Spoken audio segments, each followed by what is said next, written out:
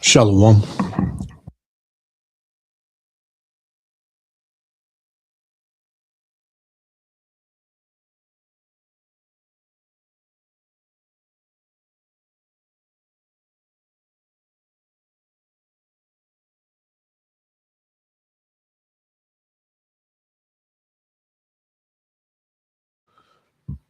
Salakia. Salakia. I don't know what's going on with this Satan. But Shalom, first and foremost, I'm going to give all praises, honor, and glory to Yahweh, Bahashem Yahushua, Bahashem Rakakadash for blessing us another week, through another week, dealing with, your everyday struggles. The Lord have us, come together, to hear his word, giving us the understanding of his word, giving us the comfort through his word, the water for that, and as we go on every week, man, we just flow through the spirit. Yahweh Shem Yahushua, wherever the spirit takes us, that's where we go. But I had titled this lesson, "Evils Will Increase in Babylon." That's pretty much the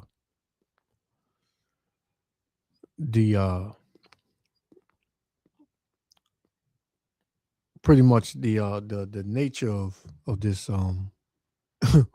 world right now, man. Evils, increasing evils, and safety is not a thing anymore. The only way you're safe is if you're through, if you're in the spirit of Yahweh Shem Yahushua.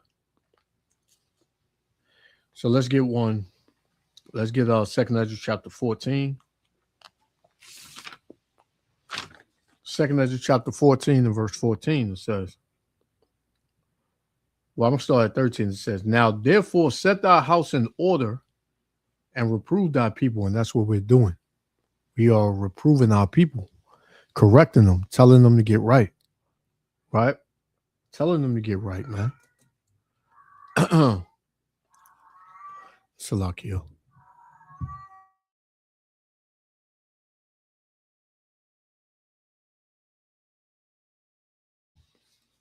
So yeah, we are reproving and correcting our people. Let me get this real quick. This is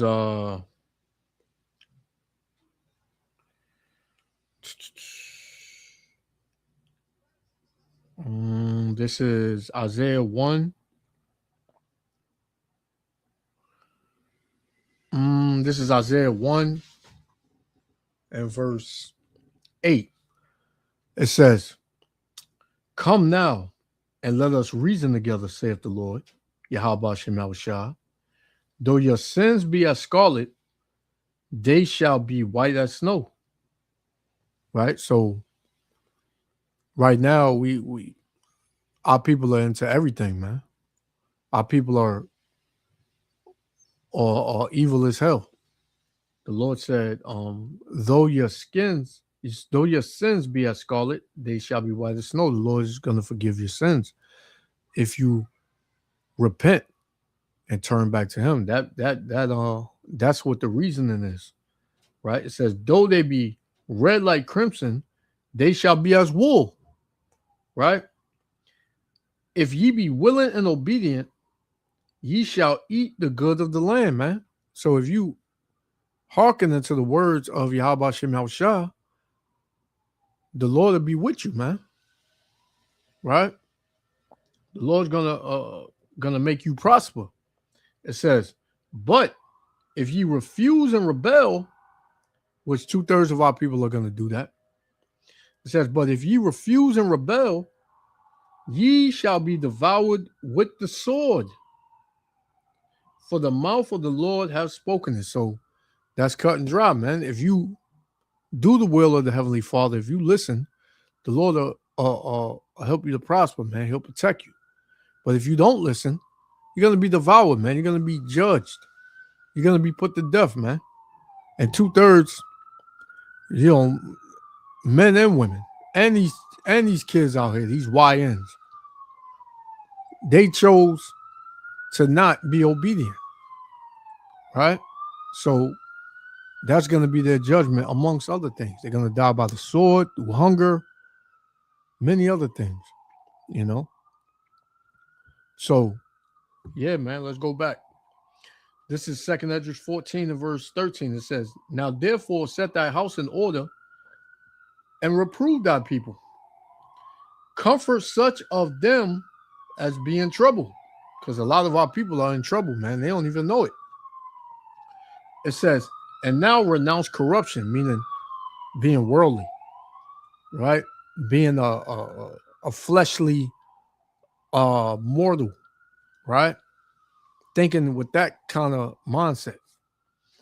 It says, let go from the mortal thoughts, worldly thoughts, cast away the burdens of man, put off now the weak nature, man. This ain't the time to be weak.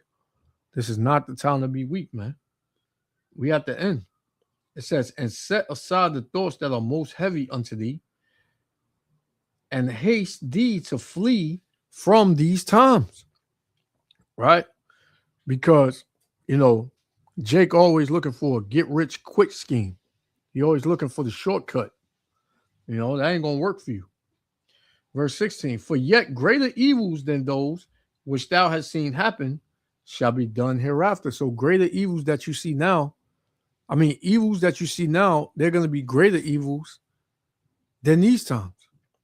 It says, for look how much the world shall be weaker with age, man. And you see this, man. You see the system, the setup of Babylon the Great, how it's being broken down, how it's being weakened. How people are losing it. Right?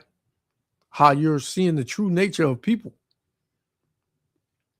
Right? It says, for look how much the world shall be weaker with age, so much the more shall evils increase upon them that dwell therein, man.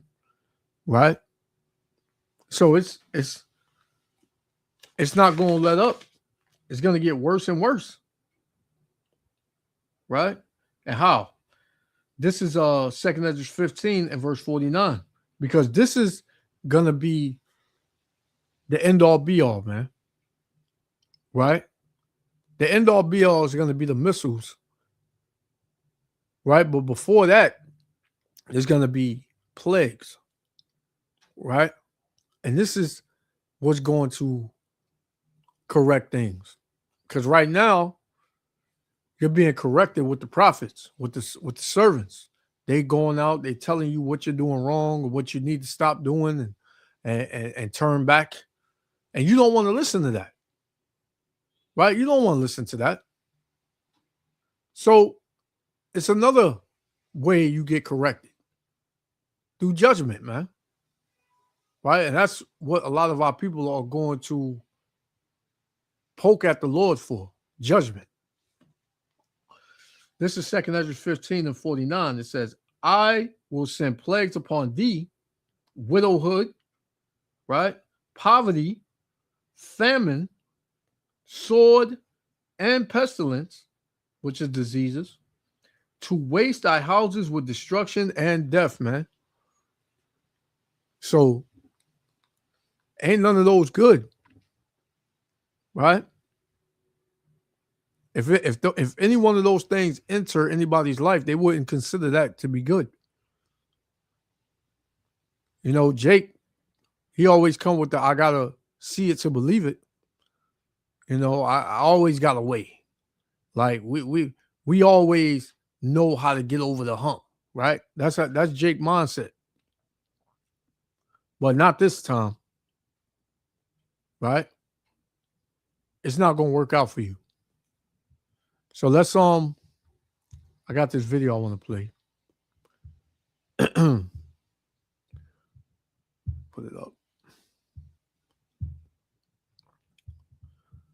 You know, because what's happening is the economy is falling, right?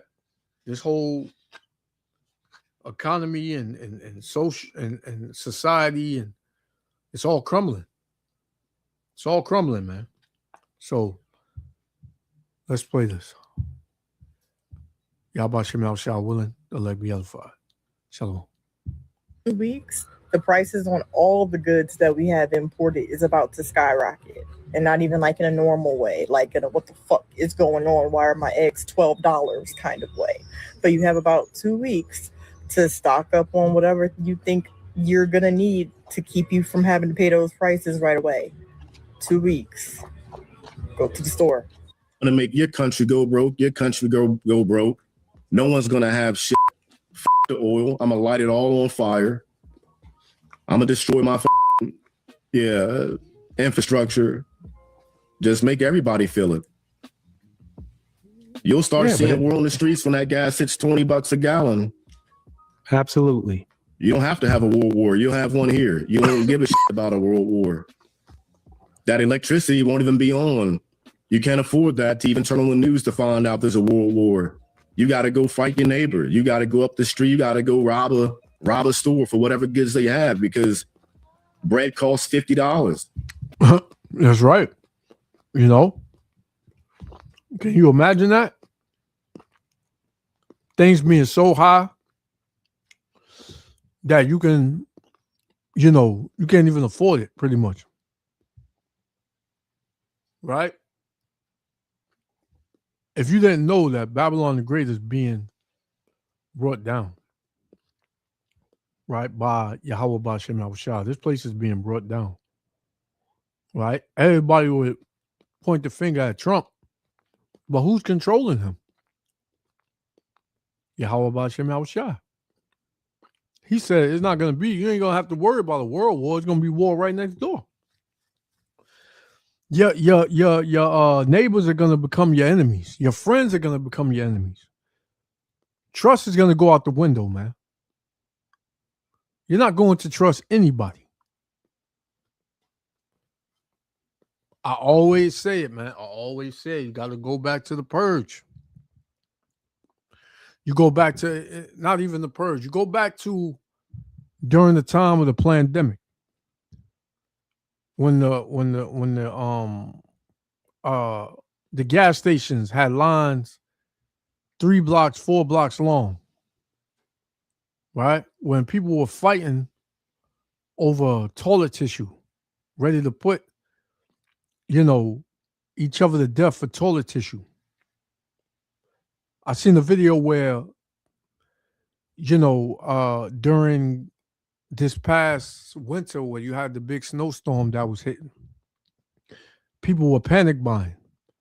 So you had this woman, she went in the supermarket and she had her shopping cart and she had asked this dude, can he please put the case of water in her cart for her? Because for one, she couldn't reach it. It was high up, right? And she just couldn't get to it. So the dude came, he picked up the water from, the shelf, and he put it in his cart. Right? He put it in his cart. And she's saying, why would you do that? I asked you to put it in my cart. He said, well, hey, I got a family just like you. I'm all about me and mine. Right? Pretty much the hell with you, lady. And what is she gonna do to him? What is she gonna do? Because that Jake was pretty big. She couldn't do nothing. She just cursed him out. Said, you're a piece of shit. I can't believe you would do that. I asked you to do it for me. And that's the thing. Men ain't got to do nothing for you, man. If you would have had a man, he could have went with you to the supermarket and picked the damn water up off the shelf and put it in the cart. You know? But the point is, in a time of distress, in a time of tribulation, in the time that scarcity of food is at an all-time high, you're going to find out the people who you thought you can trust and the people that, you know, that you thought were your friends, you're going to find out they're not your friends, man. Right?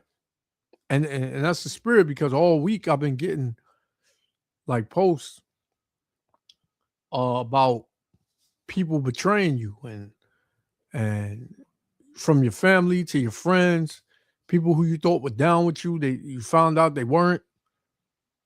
You know, I've been getting those types of posts all day in my feed. I mean, all week in my feed. So, you know, the Lord said, "Be not ignorant of anything great or small." Right? But yeah, man, you're gonna see the true nature on people when things get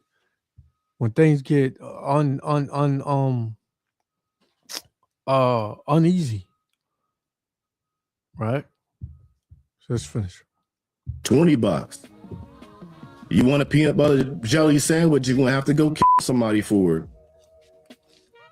Everybody's got morals while they got money in their pocket.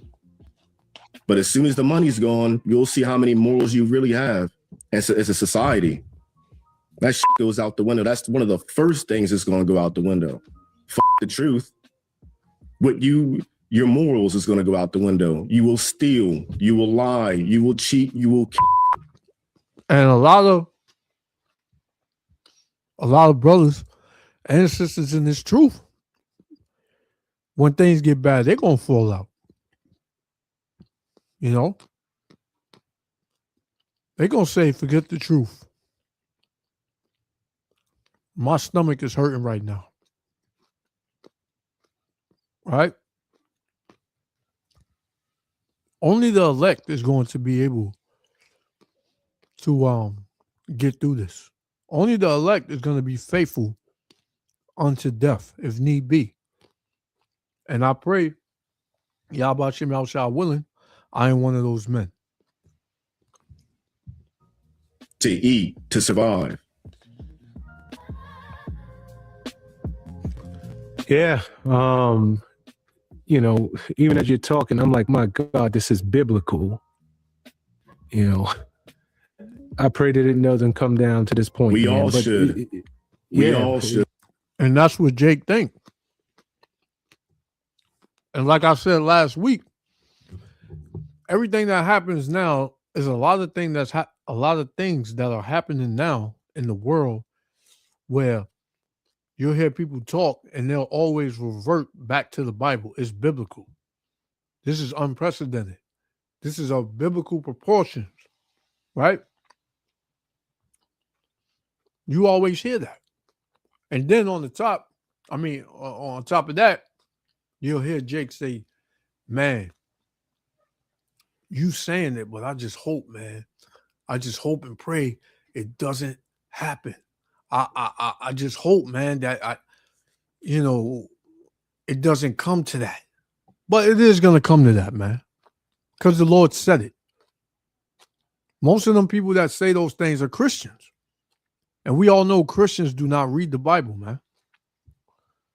If the Lord say that it's going to happen, it's going to happen. Right? Like, but as we all know, self-preservation, that's the first law of the land. Mm-hmm. There is another part of the world that cannot afford for us to control that oil. Mm-hmm. They just can't. Then we're playing an entire different game. I mean, it's energy warfare. There will be impact on the price of, processed and unprocessed food. There will be an impact on the supply chain if it lasts longer, and we're not going to see exactly the same disruption as during COVID, but something that will be in between normal and COVID disruption.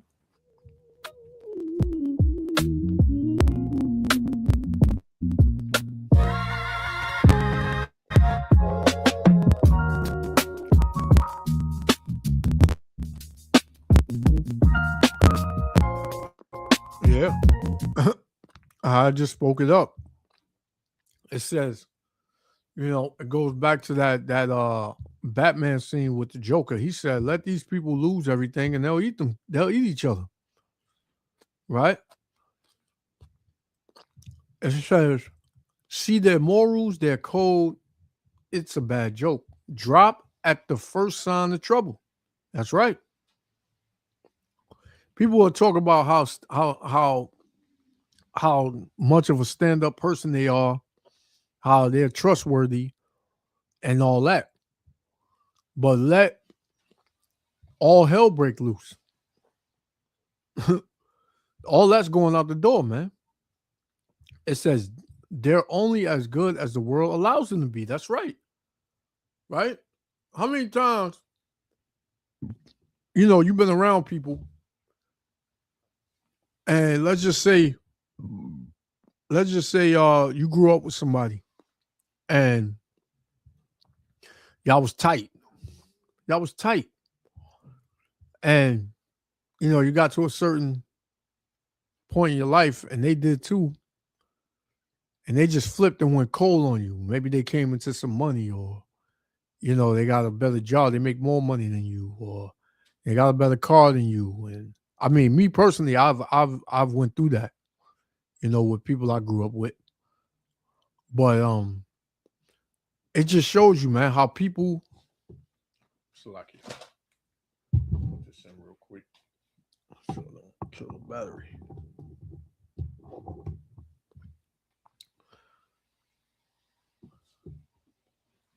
Salaki. Yeah. So Salakia for that. So you'll have, you know, people just flip on you. And you'd be asking yourself, wow, I thought we was cool. And they'll just go complete cold on you, man. Because something happened in their life, or they feel like they on another level, or they feel like, you know, you feel like you too good for them, or whatever they may use. You know? That hey, that's how the world has a way of controlling people, man. And in this world, man, people are finding out there are many people out here that are fake. They're just with you for a time, right? This is why, you know, Yahweh Bashim Shah is supposed to be your main what's the word? The Lord is supposed to be your main priority. You know, he's supposed to be your priority, man. Seeking him daily. Because if you do that, the Lord got everything else, man. The Lord will put people around you that's gonna benefit you. And in some cases, it may even be your enemies. You know, the Lord said that that he maketh even, you know, those whose ways please the Lord maketh even his enemies to be at peace with him. So you may have that, and the Lord gonna throw people out of your life, man. You may not understand it at first, but as time goes on and you see what type of person they are, then it hits you like, oh, I see why I don't even mess with this dude no more. I don't even mess with this woman no more. Right? Same for the women, you know. But it says, see their morals, their code is a bad joke. Drop at the first sign of trouble. They're only as good as the world allows them to be. I'll show you. When the chips are down, these civilized people, they'll eat each other. That's right.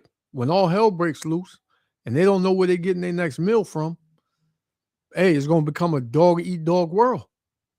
And you got it. They want it. It says, see, I'm not a monster. I'm just ahead of the curve. You know, and that was a very powerful part of that movie. That's the Dark Knight. You know?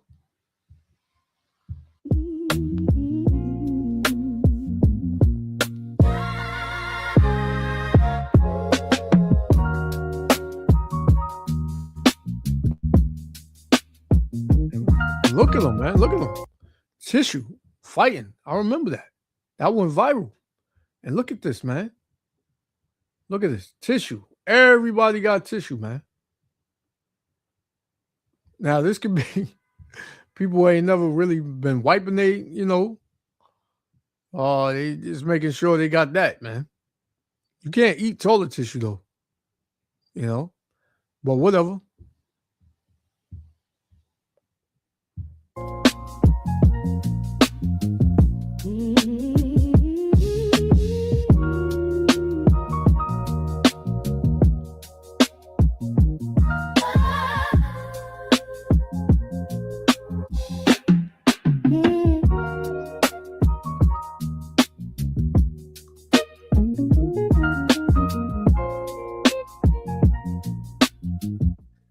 I will eat my neighbors.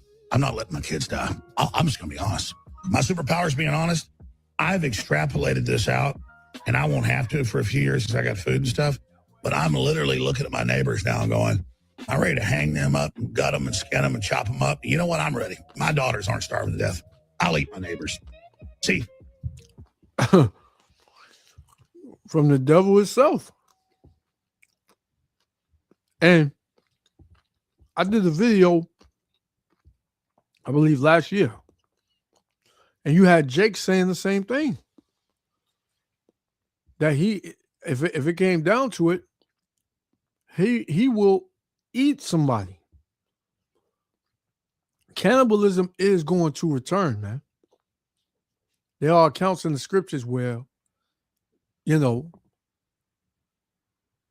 people were eating each other, man. The Lord said that was going to happen in the last days. In this time that we're about to enter. Because we're in the beginning stages of Jacob's trouble, right? The beginning stages of the end. But this thing is going to go off the hook, man. You're going to be off the chain soon. I talked to a couple of people, and some people said they'll eat their dog, their cat, right? Whatever. They don't care, man. If they hungry, they don't care.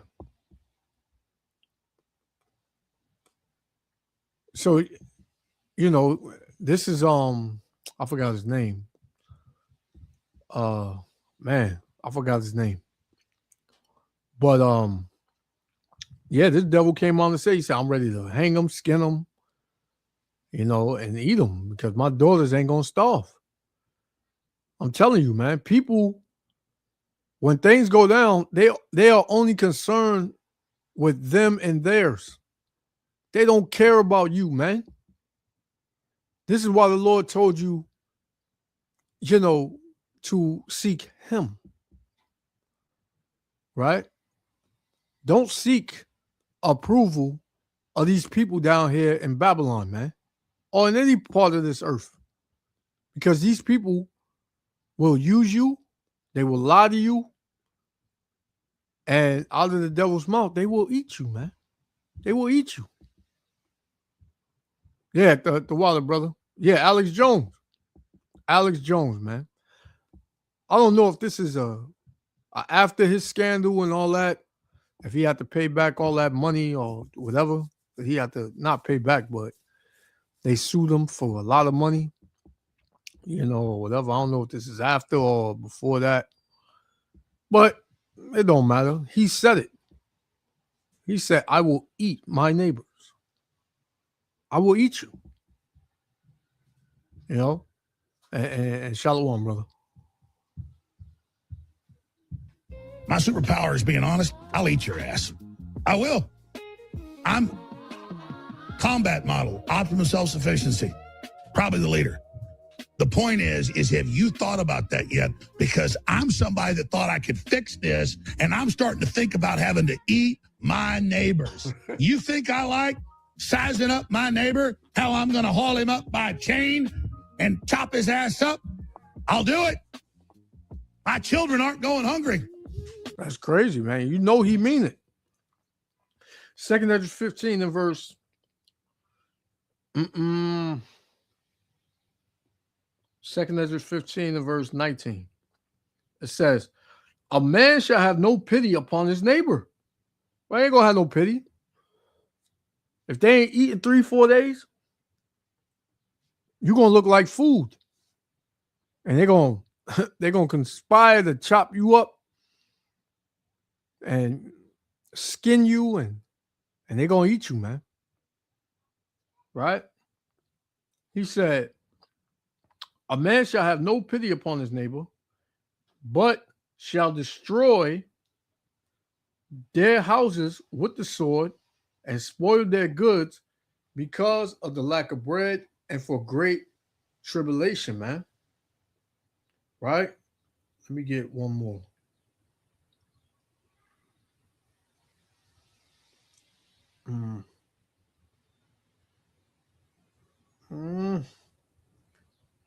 See if this is it. Salakia, 1 second.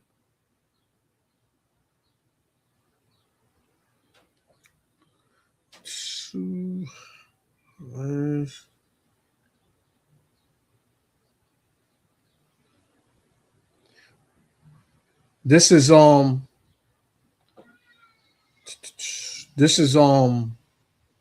Jeremiah 19 and 8. It says, and I will make this city desolate and hissing. Every one that passeth thereby shall be astonished and hiss because of all the plagues thereof.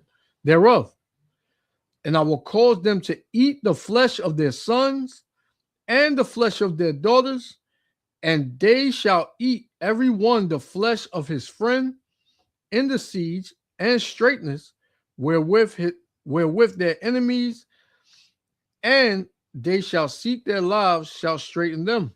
So, hey man, you're gonna be eating, and that's a crazy way to go out, and to think to eat your friend, your daughter, your son, your kids, period, man. This is 2 Ezra 15 and verse 58. Concerning these devils.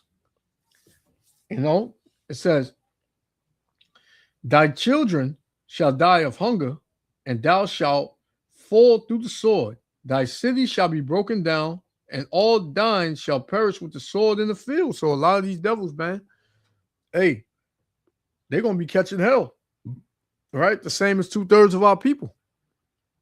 It says, so they that be in the mountains shall die of hunger and eat their own flesh and drink their own blood for the very hunger of bread and thirst for water, man. You think the Lord was lying when he said that?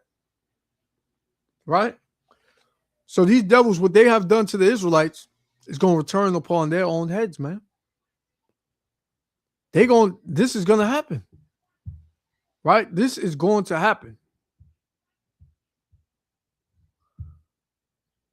Bill Cooper and Alex Jones was an agent shortly before he died. Yeah. Wait, who died? Not Alex Jones, Bill Cooper, right? Yeah, they are agents, man. They wouldn't be able to talk the way they talk and say what they say unless they wasn't juiced in. I always knew something was up with this dude, man. Hey, shalom, elder. Hey, shalom, brother. How you doing? Shalom. Yeah, so this dude, he telling you straight up, man. Let me rewind that a little bit. He telling you straight up what he gonna do when it get bad, man. Hey, Yeah. I remember eating flesh is not something that just the heathens did. We did that too. Uh-huh. During the siege of Jerusalem, we baked our own sons and daughters and ate them, man, Yeah. because we had Yeah. nothing to eat. Yeah. I had mentioned earlier, I did a video last year where you had Jake pretty much saying the same thing. Yeah, that was something that we did during the siege of Jerusalem in 70 AD. We baked our own sons and daughters and ate them, man. Yeah, man. That ain't no joke, man. But you That is gotta no be joke. So hunger is not a pleasant thing, man. yeah. And it said that when you die of hunger, man, like what is it? The when you said first you start hallucinating, and then you know your stomach start touching your back, and then you start your organs start eating themselves, like Right? starts Your turning. body starts to eat itself eventually. Yeah, man. That's a It starts with the fat. They eat the fat, then you get skinny, and then it starts to eat the organs. yeah, man. So Yeah, I got a scripture here in Isaiah 49:26. It says, "I will feed them that oppress thee with their own flesh, man." They'll eat yeah, themselves eventually, man. it's They crazy. got no choice. Yeah, man. That's you got to have a certain spirit on you to do something like that, man. That's cannibalism, man. It takes a whole new realm when you Yeah, man. get into that type of stuff, man. Just to see the blood and then Yeah, eat. No, I can't do that, man. Not in yeah, this man. spirit. That's what I'm saying, man. To get that Jeffrey Dahmer spirit, and that's a devil. But Jake, Jake did it. But if you ask Jake nowadays, you'll have some that very little that will admit, but the first answer would be, hell no, I ain't eating nobody, man. Hell no, I ain't with that. But when things get crazy and your stomach start going crazy and you ain't never felt like that before in your life, ain't no telling what you gonna do, man. And then your kids, because this dude, Alex Jones, he went into his kids. He said, man, I'm gonna eat my neighbor, man. I don't care. My two daughters are not gonna go hungry. So if you got kids behind you and they crying, Daddy, oh, I'm hungry, this and that, and you seeing them crying and weak and they can't, what you gonna do? So you got to take all of this into account, man, because this is coming. The Lord said it's coming. Well, yeah, let's hear what he said again.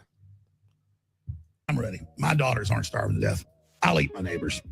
See, my superpower is being honest. I'll eat your ass. I will. I'm combat model, optimum self-sufficiency, probably the leader.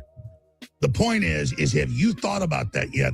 Because I'm somebody that thought I could fix this, and I'm starting to think about having to eat my neighbors. You think I like sizing up my neighbor, how I'm going to haul him up by a chain and chop his ass up? I'll do it. My children aren't going hungry. Hey, look, you know he ain't lying. You know he ain't lying. He's not laughing, man. He's telling you the truth, man. Like, listen, I'm gonna eat him up. Yeah. And he gave detail. He said, I'm gonna line them up. I'm gonna hang them up. I'm gonna strip them. And I'm gonna eat them. I just read in second Ezra 15. Let me go back to it. Second Ezra 15 and verse 50. I'm gonna start at 56 because these devils, they gotta pay for what they did. And truth be told, man, these devils, they've been eating people they eating people today. Right? They eating people right now. You know what I'm saying? I was watching a video with this rabbi, and he said, man, listen, all these millions of kids that disappeared, you really think they disappeared? Exactly. He said, man, when you're eating McDonald's and those things, you're eating those kids, man. Yep. Exactly. And they came out and they said that. They said McDonald's is the #1 Yeah. supplier. #1, man. And a woman had broke it down. He said, you know, when you see that sign on McDonald's and it says serving 1 million people a day, that's literal. That's not 1 million people walking in the store buying food and this and that. That's they serving you people, man. They mix that meat in a bunch of other meats. And people have done videos where they've had burgers from McDonald's for months. And the burger looked the same. It won't break down. You know, the French fries is made with plastic. Right? A bunch of other things, man. The chicken nuggets, I had a post. I can't find it right now, but it was a post, and the chicken nuggets had like 30-something ingredients in it, man, to make it. Hey, shalom, Yardan. Shalom, brother. You know? So, and people are hip to it, but you think they going to stop eating that stuff? No. Man, I've been eating that all my life. McDonald's, Wendy's, Taco Bell, KFC, Popeyes. I can't stop, man. I love that stuff. You love the meat. You love that human meat. That's what it is. Yeah, man. This is 2 Kings. You can read 2 Kings 6:28. 2 Kings 6:28. Yeah. Come on. 2 Kings 6 and verse 28. It says, and the king said unto her. So now these were two women that was having a dispute. Mm-hmm. Read on. It says, what aileth thee? And she answered, this woman said unto me, give thy son that we may eat him today.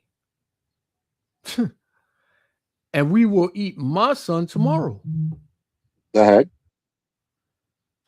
It says, so we boiled my son and did eat him. This is what people did back then, yeah. During the siege of Samaria, man. We ate our own children, man. You got to be in a whole new spirit to do that, man. Mm-hmm. Read on. That's right. It says, and I said unto her on the next day, give thy son that we may eat him. And she hath hid her son. So you see that? The point is really about what really took place there, how they ate each other, man. Yeah, man. They were eating kids, man. Mm-hmm. So this is not something new on the earth. It hasn't been done in the centuries because food have been grown and so forth. But it's coming a time where just remember what took place back then is going to take place again. That's right. Yeah. This is what the Lord is going to bring on the earth, man. See how you going to survive, how you going to survive, and how you going to survive. So you say you're going to survive without me, meaning the Holy Spirit? Let's see you do that. Exactly. Go ahead. No, that's it there. Sorry. Come on. I have 1 Esdras 15 and verse 56. It says, like as thou hast done to my chosen, saith the Lord, even so shall the Most High do unto thee, and shall deliver thee into mischief. Thy children shall die of hunger, and thou shalt fall through the sword. Thy city shall be broken down, and all dying shall perish with the sword in the field. So these cities and pretty much Esau's kingdom falling, right? Mm-hmm. But Jake is in the midst of that, man. But this is going into these devils. So it says, they that be in the mount, verse 58. They that be in the mountains shall die of hunger, and eat their own flesh, and drink their own blood, for very hunger of bread and thirst for water, man. So imagine somebody got a cup of blood, which they doing that now too, drinking blood and eating human flesh, I right? was go ahead. Sorry. Because you have because you're hungry and you're thirsty, man. Right? Yeah, you got it. I was looking at a documentary recently, and they showed you where women are eating their own placentas, man. You saw that? Oh no, man, that's So when they disgusting. have the baby, Ah, they eat the man they were eating and said, "This is good for you," and they started eating that, man. man. Whew. Man, I've heard that, that that was good for you, but man, come on, man. That I don't know. I couldn't do it. I don't know nobody that has done it. But just imagine, man, like we keep saying that you got to have a certain kind of spirit in you to chop up somebody, hang them up, and just come up to the body with a knife and just cut off a piece and just eat it, man. Right? And these devils, they don't got no problem with that, man. They got no problem. And guess what they want? They want the dark meat. They like dark meat. You know what that means. They like dark meat. It's crazy. I will eat your ass. And that's why I want the globalists to know. I will eat your ass first. I don't know how true this is, but I heard as of May 1st, all gas is going to be cut with 15% ethanol. From my understanding, ethanol is going to destroy my engine. So essentially, they're forcing us to buy electric vehicles. What's the point of this? Is this true? Because ethanol is going to destroy the engine. I don't want to get rid of my car. I love my car. I don't want a Tesla. Why are we all being forced to buy Tesla now? Is gas going to be cut with 15% ethanol? Didn't they get rid of this, 50 years ago? And I believe they already watering down the gas, trying to make more profit. You know what I'm saying? But what they doing is that everything is being connected to the grid. Everything, man. All these well, the gas cars are still connected to the grid, but you have a lot of people that have these old model cars that are not connected to the grid. These radios and things of that sort. But this is what they trying to do, man. So that way everything could be under one source. So that way when they cut that source, everything cuts off.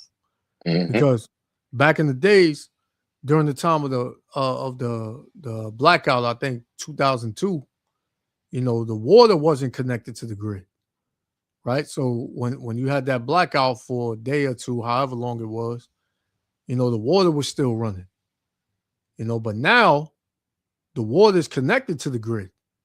So if the grid shut down, the water shuts down. There's no water.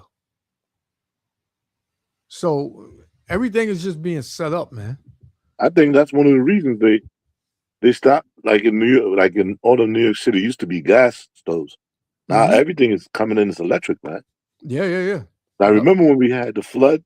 What was it? When Hurricane Sandy? Sandy, yeah. A lot of places that did not have electricity to heat their home, they were using the gas stoves. They just had the gas stove on all day to keep heat. If you take away that, something like that happens again, what happens? What are you supposed to do? Yeah. Yeah, you're right. So they're pushing it into one central grid. Yep. That they could control you. Yep. And that goes into the New World Order. All of this paper money that's going to be done away with is going to be digital.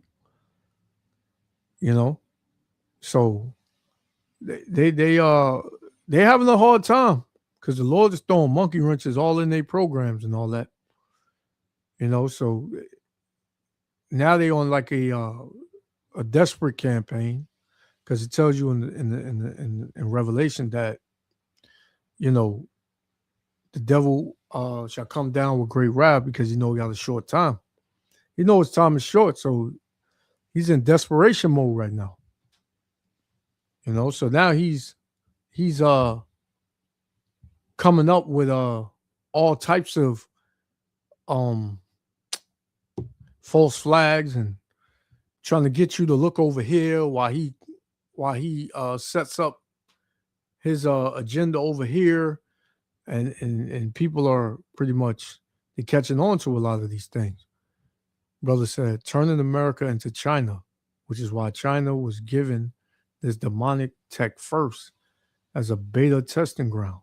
Yeah, and they jealous of China's technology and Russia, man. You know, the elder always bring it out when Russia, you know, I forgot what he said. Russia accomplished something, then America turned around and said they went to the moon. You know, it was a competition thing with Russia, which we all know they didn't go to the moon. You know, that just came out. I got a video I want to show on that with the evidence showing you that was made in a Hollywood studio or whatever. But yeah, man. This place is completely falling. And there's nothing people can do. Nothing they can do, man. They just, you know, if you ain't got Yahweh Shem Yahushua in these times, you're lost. That's what I said. Any man that figured he could do this without the Most High, you'll see his end. Exactly. And the scriptures tell you that in yeah, you got it. Go to Jeremiah 19:9. 8. You can start at 8 verse. Come. I was just about to go to Jeremiah too. Jeremiah 19:8. Mm-hmm.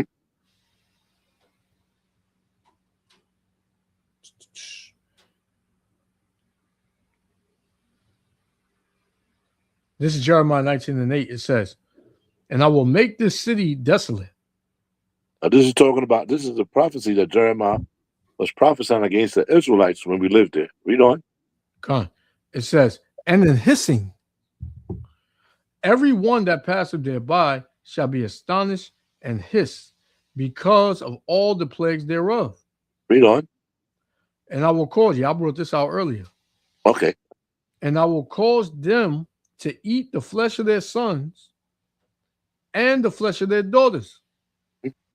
And they shall eat every one the flesh of his friend in the siege and straitness wherewith their enemy, and they that seek their lives shall straighten them."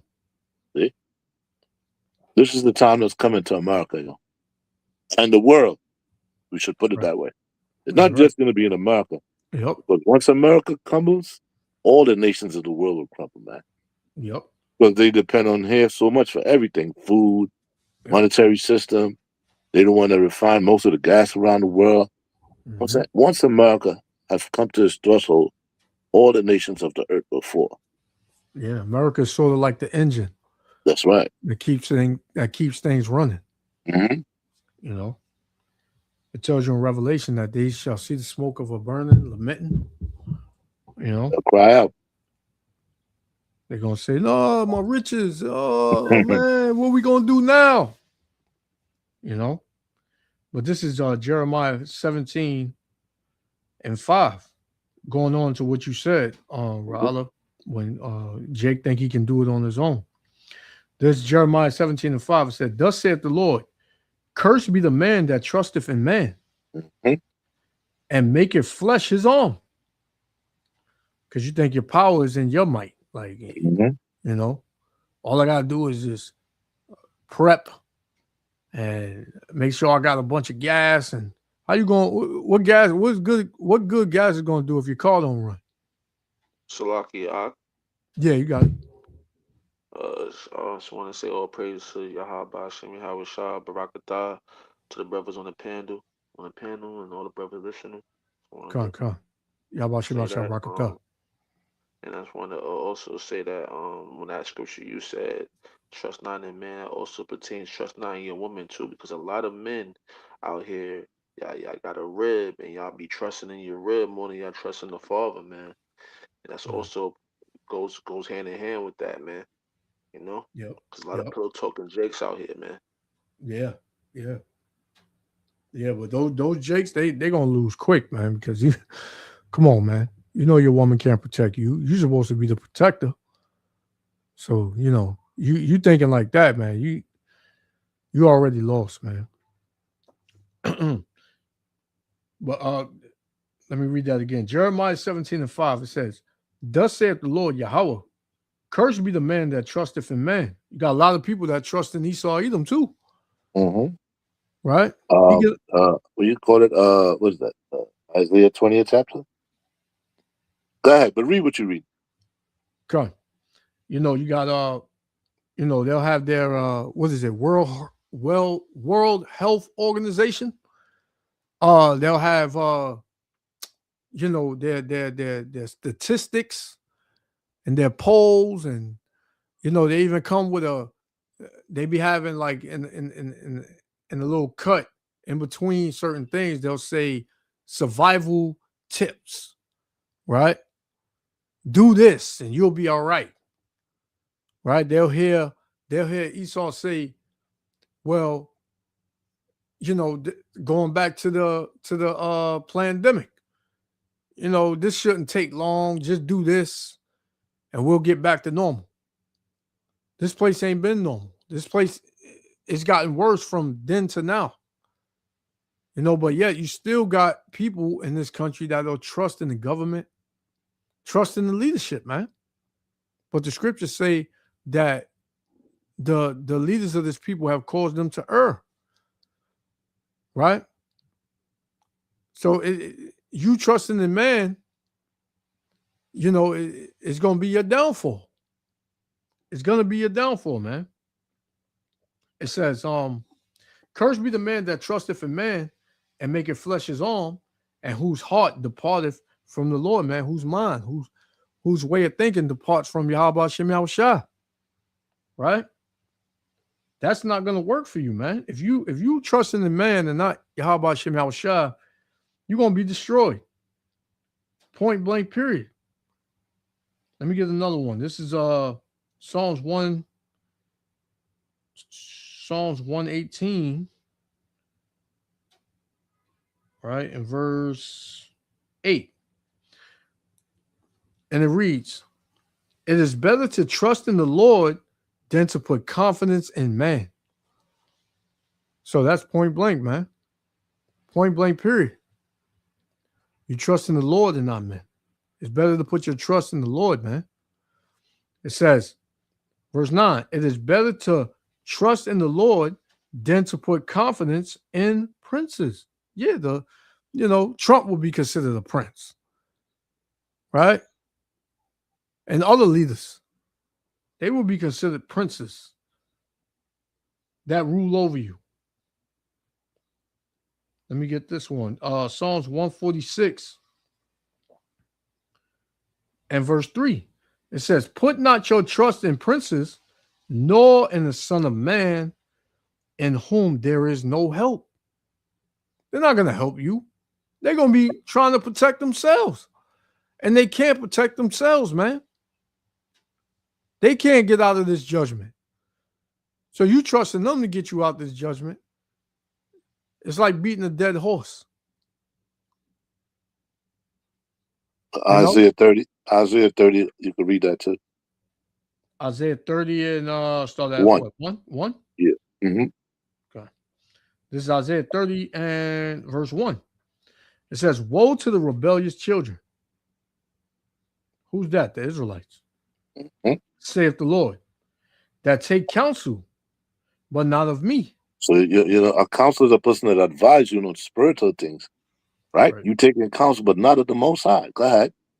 "And that cover with a covering, but not of my spirit." So that you don't want to cover the spirit of the Lord. Psalms 91. Go ahead. "That they may add sin to sin." Mm-hmm. Go ahead. "That walk to go down unto Egypt, and have not asked at my mouth." See that? So that's what you read in Jeremiah 17. Yep. Trusting in man. Saying, you have not asked at my mouth. Read on. It says to strengthen themselves in the strength of Pharaoh. So meaning that what? You figure because you're living in America, you trust in Pharaoh. You think everything will be all right. Go ahead.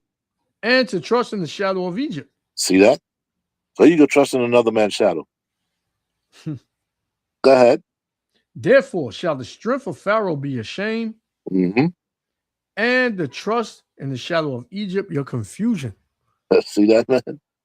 You don't want that to happen to you, man. It's crazy. And that's what you have. You have a lot of people in confusion right now. A lot of people want answers. They want to know what's Because, really going on. right. Because the reason why that's happening, they trust in the shadows of Egypt. Exactly. And they're not asking of the mother of the Most High. They're not coming back to the law, statutes, and judgment of the Most High. They still figure they could live outside of that and survive. Mm-hmm. That's right. Come on. I'm gonna jump down to 12. Okay. It says, wherefore, thus saith the Holy One of Israel, because ye despise this word, you see, and trust in oppression and perverseness, and stay thereon, therefore this iniquity, this sin, shall be to you as a breach, ready to fall, swelling out of an high wall, whose breaking cometh suddenly at an instant. You never know when it's coming. It's crazy, man. Don't it tell you in 2 Peter 3:10 that the day of the Lord shall cometh as a thief in the night? Mm-hmm. So people gonna be, going on about their day, marrying, like Luke tells you, marrying, giving in marriage, eating, drinking, partying, and then the Lord gonna return, man. And if to tell you in Matthew, two shall be grinding at the field in the mill, right? Yep. So people gonna be doing everything you could think of. People gonna be doing it when the Lord returns, and then it's gonna catch them like a thief in the night, man. It takes me back to that. Remember the old 10 Commandments with Charlton Heston? Mm-hmm. Remember when they came out of Egypt and they were by the mount, and Moses was up there with the Lord getting the commandments, the law. But meanwhile, he was up there all that time, and they started to like get impatient. So they made a golden calf, and they started worshiping it, and they started partying and drinking and having lewd sex and all that stuff. And then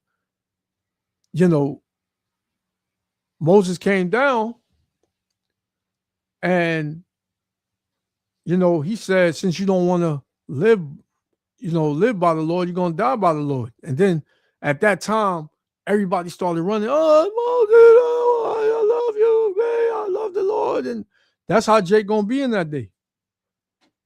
Jake think he going to do what he want up until that point, till the Lord return. And then he going to want to repent. I didn't mean it. I was just having a little fun. It says Matthew 24:27. It says, for as the lightning cometh out of the east and shineth unto the west, so shall also the coming of the Son of Man be. That's right. Everybody gonna see him. Everybody gonna see him, man. Right? Shabbat shalom, brother. Yeah, everybody gonna see him, man. And people gonna be in fear, man. It's not gonna be no good time, man. Not for most of the inhabitants of the earth, man. Well, the scripture actually tells you the day of the Lord is dark. That's right. I was just about to get that, right? This is Amos 5.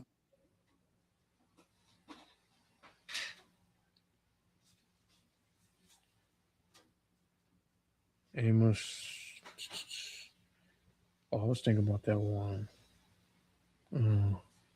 Which one you had? Amos 5 and what? 5 and 8. 5 and 8. No, hold up. I think it's Malachi, right? 5 and 8. Malachi, that's the one I was going to. Yeah. No, not Malachi. Is it 5 and 18? Amos 5:18.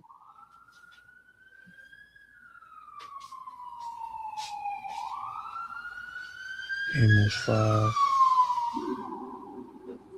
Yep. Yeah. Yeah, Amos 5 and 18. It says, woe unto you that desire the day of the Lord. To what end is it for you? So you see, a lot of people desire the Christians in the churches desire the day of the Lord, right? And they eat pork, they celebrate Christmas, they do all that, but they think about the day of the Lord and say, yo, this is actually a question. They say, yo, what is, read that again? Come on. It says, woe unto you that desire the day of the Lord. Mm-hmm. To what end is it for you? So what end, this day of the Lord, what end is this for you, for him, for me, for you, for each and every one of us? Go ahead. The day of the Lord is darkness and not light. See that? It says, as if a man did flee from a lion and a bear met him, or went into a house and leaned his hand on the wall and a serpent bit him. You'll not be able to, what is it saying here? No matter what you do, you wouldn't be able to escape that day. Escape, that's right. It's going to be a There'll be bigger no judgment. there'll be no safe place for you that day. That's right, man. It's not, hey. Your best bet, Jake, is to just seek the Lord, man. Just humble yourself, yo. Just humble yourself, man. Just humble out and say, you know what? This is what was meant for me. Let me do this, man. This laws, the statutes, the judgment is meant for me. Let me do it. A lot of Jakes don't want to do that because they figure, nah, I'm gonna have to give up too much for this, man. Yeah. Yep. I worked hard for this, man. Yeah. That's why when Christ told that man, he said, listen, go sell all what you got and come follow me. He said, everything, man? I said, yeah, all. Now I can't do that, man. Couldn't do it. Yeah. That's right. He cried bitterly, man. He was like, oh, man, what? No, he ain't want to do that. And that's Jake. Look at him. Yeah, can't give it up. Yeah. Check out these. Yeah, you got it. Football players and basketball players and people that I was just about to say that. Yep. People that make money within the society gonna give this up for the Most High? Never. Because in their hearts, they're following the shadows of Egypt. They think that this will go on forever. Psalms 49 and 11. Yep. This is Psalms 49 and 11. It says, their inward thought is that their houses shall continue forever. See that? And their dwelling places to all generations. They figure this America will go on and forever, man. There'll be no end to this. It says they called their lands after their own name. Right. North America, Europe, different parts of the world, they call after their own self. South America, North America. No, man, come on. It's crazy, man. The proof is in the pudding. He's showing you who the devil is, who the wicked is. And this man is falling. By the day, every day. Just day by day, everything is crumbling slowly but slowly. That war in the Middle East, that's not over, man. That just started. Exactly. This little peace treaty they got, this is just giving them time to re-up, bring in more arms and see what's damaged and fix it and try to do this. That's all that is, man. This war is not over, man. This is going to go on until somebody capitulates completely, because he's completely destroyed. There's nothing else they could do. Yeah. And lately I've been hearing about, all these nations, they kind of, they're not, but they kind of turning away the heat from America. They still not, but they geared toward more Israel now. Israel has all the clout in America, all the businesses, so forth is in America. They the ones that control the money. Yeah. The military of the United States is nothing but an arm of Israel. Yeah. That's all that is. It's nothing but an arm. You see, like sometimes when you see you see like when they go to all these think tanks and they go to all these conferences where they say, listen, We wanna go into Iraq, and we wanna take away the oil. You see, they'll have big companies like Chase. You'll see big companies like uh, Citibank and so forth. These are the companies that's going in there, that's going to bankroll that war that's going to take place. But on the end, they'll be able to profit from that, man. Yeah. They'll be able to use their influence in the banks to set up a banking system there, bringing forth the monies. The oil companies are going to set up. They're going to get the money from the bank. They're going to take loans, and they make money, man. That's how they're going to do that. Yeah. And don't get it twisted. Don't believe that America doesn't have oil, man. They got America oil. got oil, man. Mm-hmm. But they don't want you people to have it. What it is, they got the more. I think they got like the second or third largest oil preserves in the world, man. No. Yeah. But what they did, they tied in that dollar, made a petrodollar with the oil, so around the world for more people that buy oil and sell in the U.S. petrodollar, and that dollar pushes it up, and they're able to get money from that. Because imagine I got to buy something from you. You say, yeah, I say, Yashwan, how much that cost, man? You say it costs $5. I just can't buy it from you. I must convert my money into U.S. dollars. Then I got to buy it from you. Yeah. So, I mean, from 5, it went from 5 to 50 because my money is equivalent to $50 U.S. dollars. Yeah. And now they get a part of that, or portion of that trade, because why? I'm using their dollars. And then I would say, well, you know what? You're gonna have some U.S. foreign reserves, man. Like how much? You got 40 left from that deal. The last one I got is 5. You got a certain amount, 5, and I got the 40. So you know what? Put that 40 in foreign reserves. But then when you're ready, you could freeze that money. You could say, "Nah, we freezing that because you're not listening to what we're telling you." Like what? Yep. So even though they sold it to you, they still got control over it. Yeah. So that's how, as you said, the engine. That's how that engine works, yo. Yep. That's why they're able to put tariffs, and if you don't deal with us, then you're gonna have to pay a higher tax and this and that, you know. And these nations, man, they fed up with that. Yeah, they sick of this, man. They want to flex their own wings, man. They say, yo, we tired of being under you, man. Yeah, telling us what to do, how to do things. We don't want to do that no more, man. Yeah. Here, take for instance the whole Iran thing. America told Iran they can't have nuclear weapons, so you can have it. It's like the father. It's like a father telling his son, "Listen, you can't go outside until I tell you to, and if you do, then I'm gonna have to put the belt on you. I'll put you in punishment, yo." Yeah, you know what I'm saying? I'm gonna have to put a whooping on you. So these nations, they're like, man, I got weapons just like you got. You know, I got missiles like you got. Yeah. You're not gonna dictate to us, man, what we could do and what we can't do. We're not living like that, man. We do what we want to do. Mm-hmm. So you say, all right, well, yeah, well, we're gonna make war with you. You say, listen, bro, bring it on, man. Exactly. We're not scared of your war no more. Bring it on. Yeah. But remember what the scripture says: the least of the flock will draw him out, man. That's right. Yep. And we know who that is. Them fitted hats. You know, them fitted hats, man. Them people, man. they can't go nowhere now. Everybody. I was just watching a video yesterday, man. They can't even, you know, those Israelis, man. They can't eat at restaurants. Certain restaurants, they're not serving them. They don't want them there. You know, they can't. Man. They could no longer hide behind that whole thing about, oh, he's anti-Semitic. They can't do that. Yeah, exactly. But the world have figured out, nah, man, come on. We see what you're about, man. You're about genocide.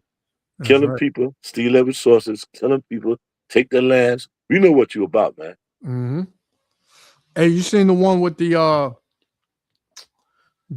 Southern Poverty Law Center? No. The ones that was pretty much putting the Israelites on radar, saying that they the ones that called us black identity extremists. Oh yes. I saw a little clip of that. yeah, that whole thing went down. Like they found out that they was conspiring to you know, they was taking money or something. I'm gonna try to find the video, Hold on. but yeah, that whole thing like blew up and all that, man. I was just like, man, that's crazy. And then you had this woman, she was interviewing this devil, and she was pretty much saying, okay, you got all this attention on the black identity extremists, but what about the white groups that have actually, killed cops and tried to set up certain things to harm cops and things of that sort. So you have to see this devil, man. He's a piece of what, but he didn't want to really talk on the white groups. He was trying to be more focused on the black group. So the lady was pretty much telling them like, what are they doing that you feel they're a threat? This devil said, oh, they're extremely pretty much they're too extreme with knowing their nationality. Mhm. That was the only thing that came out of his mouth. I was like, man, these devils really got a hatred for you, Jakes. They really have a hatred for you, man. But I'm gonna try to find them though. But yeah, they got this oil, but they want you to get electric cars now.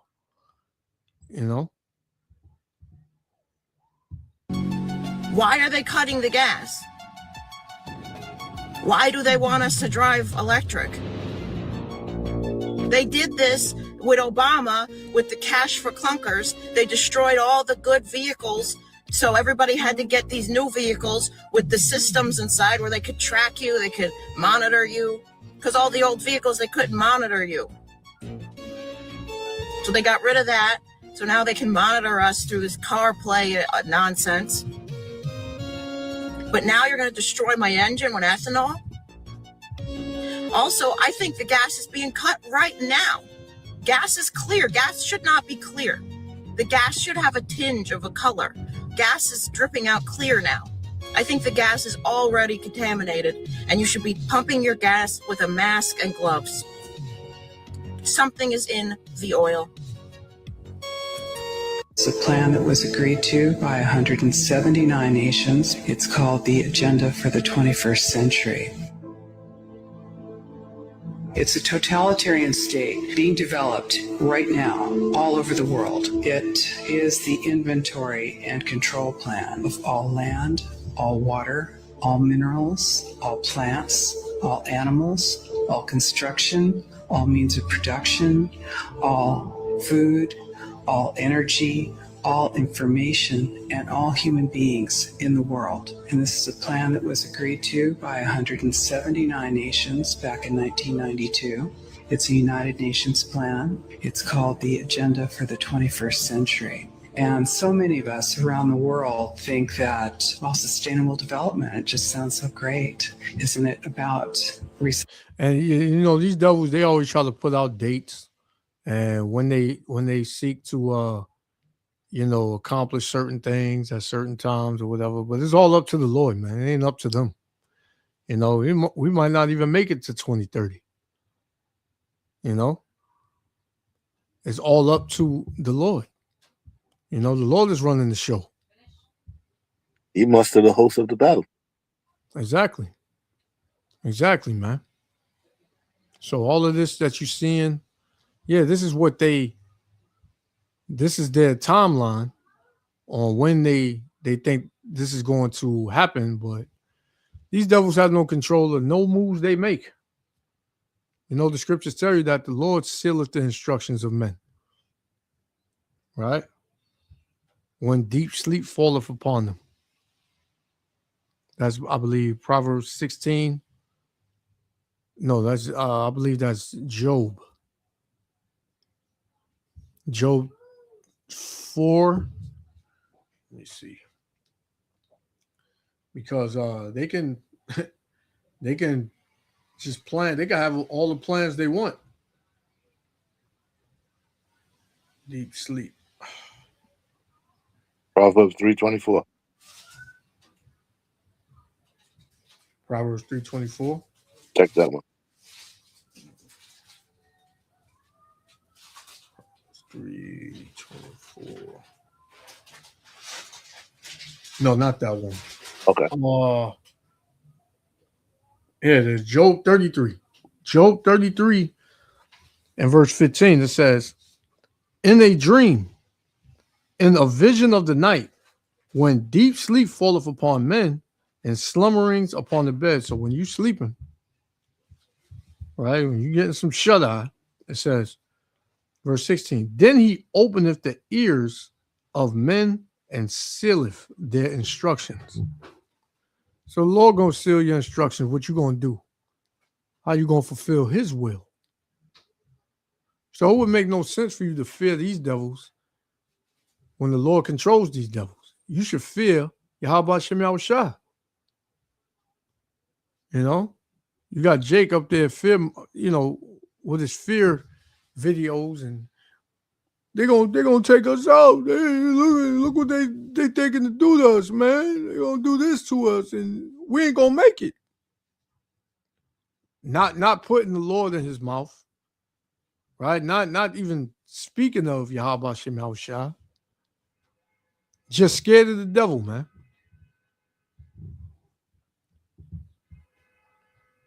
Recycling and creative reuse and creating energy and food resources for everyone? And the answer is no, it really is not. It's about moving populations into concentrated city centers and clearing them out of the rural areas. All systems have to be brought into harmony in order to control them all. Because when systems don't meet, when they're out of balance or not in sync with one another, they can't be controlled centrally. And the goal of Agenda 21 is one world government and total control from a central unit. Guys, I wasn't going to make another video today, but this is extremely urgent. I need you to pass this on to everybody, all the high content creators that have all the mass followings. The Epstein files in this war is just a distraction. What I just learned about Peter Thiel and Alex Karp with Palantir. And that whole files thing, the e-files, they already know who was on that island. Of course they know, man. They know who on that island. That's where they had to get rid of that. I don't consider those people dead, but they have to remove those people from the spotlight. Yeah. Yep. Yeah, man. And Trump was on that list. And Clinton, all those people were on there. That's why they got rid of certain people and they put them in certain safe houses and the whole thing. Why not release the file to the public? Oh, we can't release this. Oh, we can only release this amount. No, come on, man. Exactly. And you think about all these people that you just don't see no more. Look at Oprah. You don't see her no more. Nope. You don't see you got Russell Simmons, but he popping up. He live over there in one of those. I think he live in Bali. He disappeared off the earth, man. He said, he didn't want to be here. Yeah. You got a lot of people that just completely disappeared. You know what I'm saying? Men and women. So it don't matter. They're not going to escape the judgment. But like you said, Rala, they probably somewhere living it up, man. Yeah, of course. These are people that are rich, super rich. Anybody that was on Epstein Island, they were rich, man. They got money. So when you got money, you can live anywhere, especially when you got power. You can live anywhere. So these people, they don't want no cameras around. They just want to live in peace. It's not going to work like that. But for now, they are. But their end is destruction and death, man. Right. They're not going to escape the judgment of the Heavenly Father. All the wickedness they've done. Essentially, they're using all this shit as a distraction right now. And the detention centers that are being installed with the incinerators and all that stuff for humans, it's all designed for us, people like me, people like you, all the dissenters, all the people that can see the shit that's going on. Palantir is 100% that's using all the cameras, the flat cameras, all our cell phones, your TVs, everything. And now it's being even admitted through whistleblowers and through themselves that they are 100% gathering information on every single one of us. What do you think the AI databases are for? These what we're seeing right now are all distractions, and we're all putting our attention to it. Okay, and that's what they want. We're giving them exactly what they want. In all reality, they're about to box us all in with this technology. We're 100% occupied by a terrorist entity, which you already boxed in, man. Look at the minds of the people. I mean, you got a percentage of people that knows what this is about, but we talking about the masses. The masses of people, they've already boxed in, man. They fully into this thing, right? Especially our people, because that's all we concerned with. You look at we say this every week, man. You look at the spirit on our people, man. All they care about is turning up, drinking, smoking, right? Getting their piece of the pie, flexing. They don't care, man, about what's really going on. They hear it. Try to go out and tell somebody what's really going on in the world of our people and see what kind of response they give you. Oh, that's fake news. Come on, man. You believe all that? Come on, man. Like, just get you some Don Julio, man, and have a sip. I got some weed, man. You want to hit this? I just got an ounce. Yo, it's a party tonight. I got some chicks for you. What's up? That's all you're gonna hear from our people, man. They're not concerned about the world really ending. Man. They trusting in the shadows of Egypt again, like we just read earlier, man. Exactly. They trust in that shadow of Egypt. They think that things will always be good here, yo. Things will never go bad here. Things are always gonna be good. Yeah. Come on, America been through this before, man. We've been through the Great Depression. We've been through COVID. And look, man, we back on the scene. We still here, man. We doing good. Nah, man. This time, the scriptures tell you the trouble that's going to come on the earth is going to be like none other since there was a nation, man. Right? This ain't going to be no recovery. Ain't going to be no recovery. Mm. Ain't going to be no, because when things really go left, your leadership going to leave you, man. People already turning on you. You starting to figure out people are fake, man. They're phony. So it's like you just waiting to see if this thing is really gonna go left. Because like I said, you heard it. Oh, it's a war going on. Oh, but they're at the ceasefire. Look, they're gonna stop, man. I'm telling you. I talk to ex-military. You know what they tell me, Raala? What's that? They say, well, America, they just gonna shoot them with missiles, and then they're gonna come to an agreement, and the war gonna stop. This is ex-military saying this. Like everybody's so afraid of America. All America got to do is shoot a missile and blow up a couple of things, and then the country just gonna surrender. And be like, all right, come on, let's just come to a deal. In this whole scenario of this war, America could not come out of here a loser or look weak, though. Exactly. That's right. And they are. They cannot come out of here as a loser or look weak. Because then the other nations of the world that they bully, they say, man, we're not paying you no money. No, you're not going to do that to us, man. Yeah. Iran could do this. And they were under sanctions for what? 40, 50 years? Man, we could do this too. Yep. They don't want to look that way. They got to come out of there showing that they're still in power or control, man. Yep. Yeah. And that's why when because I believe what them Iranians, them damn Persians were saying, man. They were saying that they was Trump and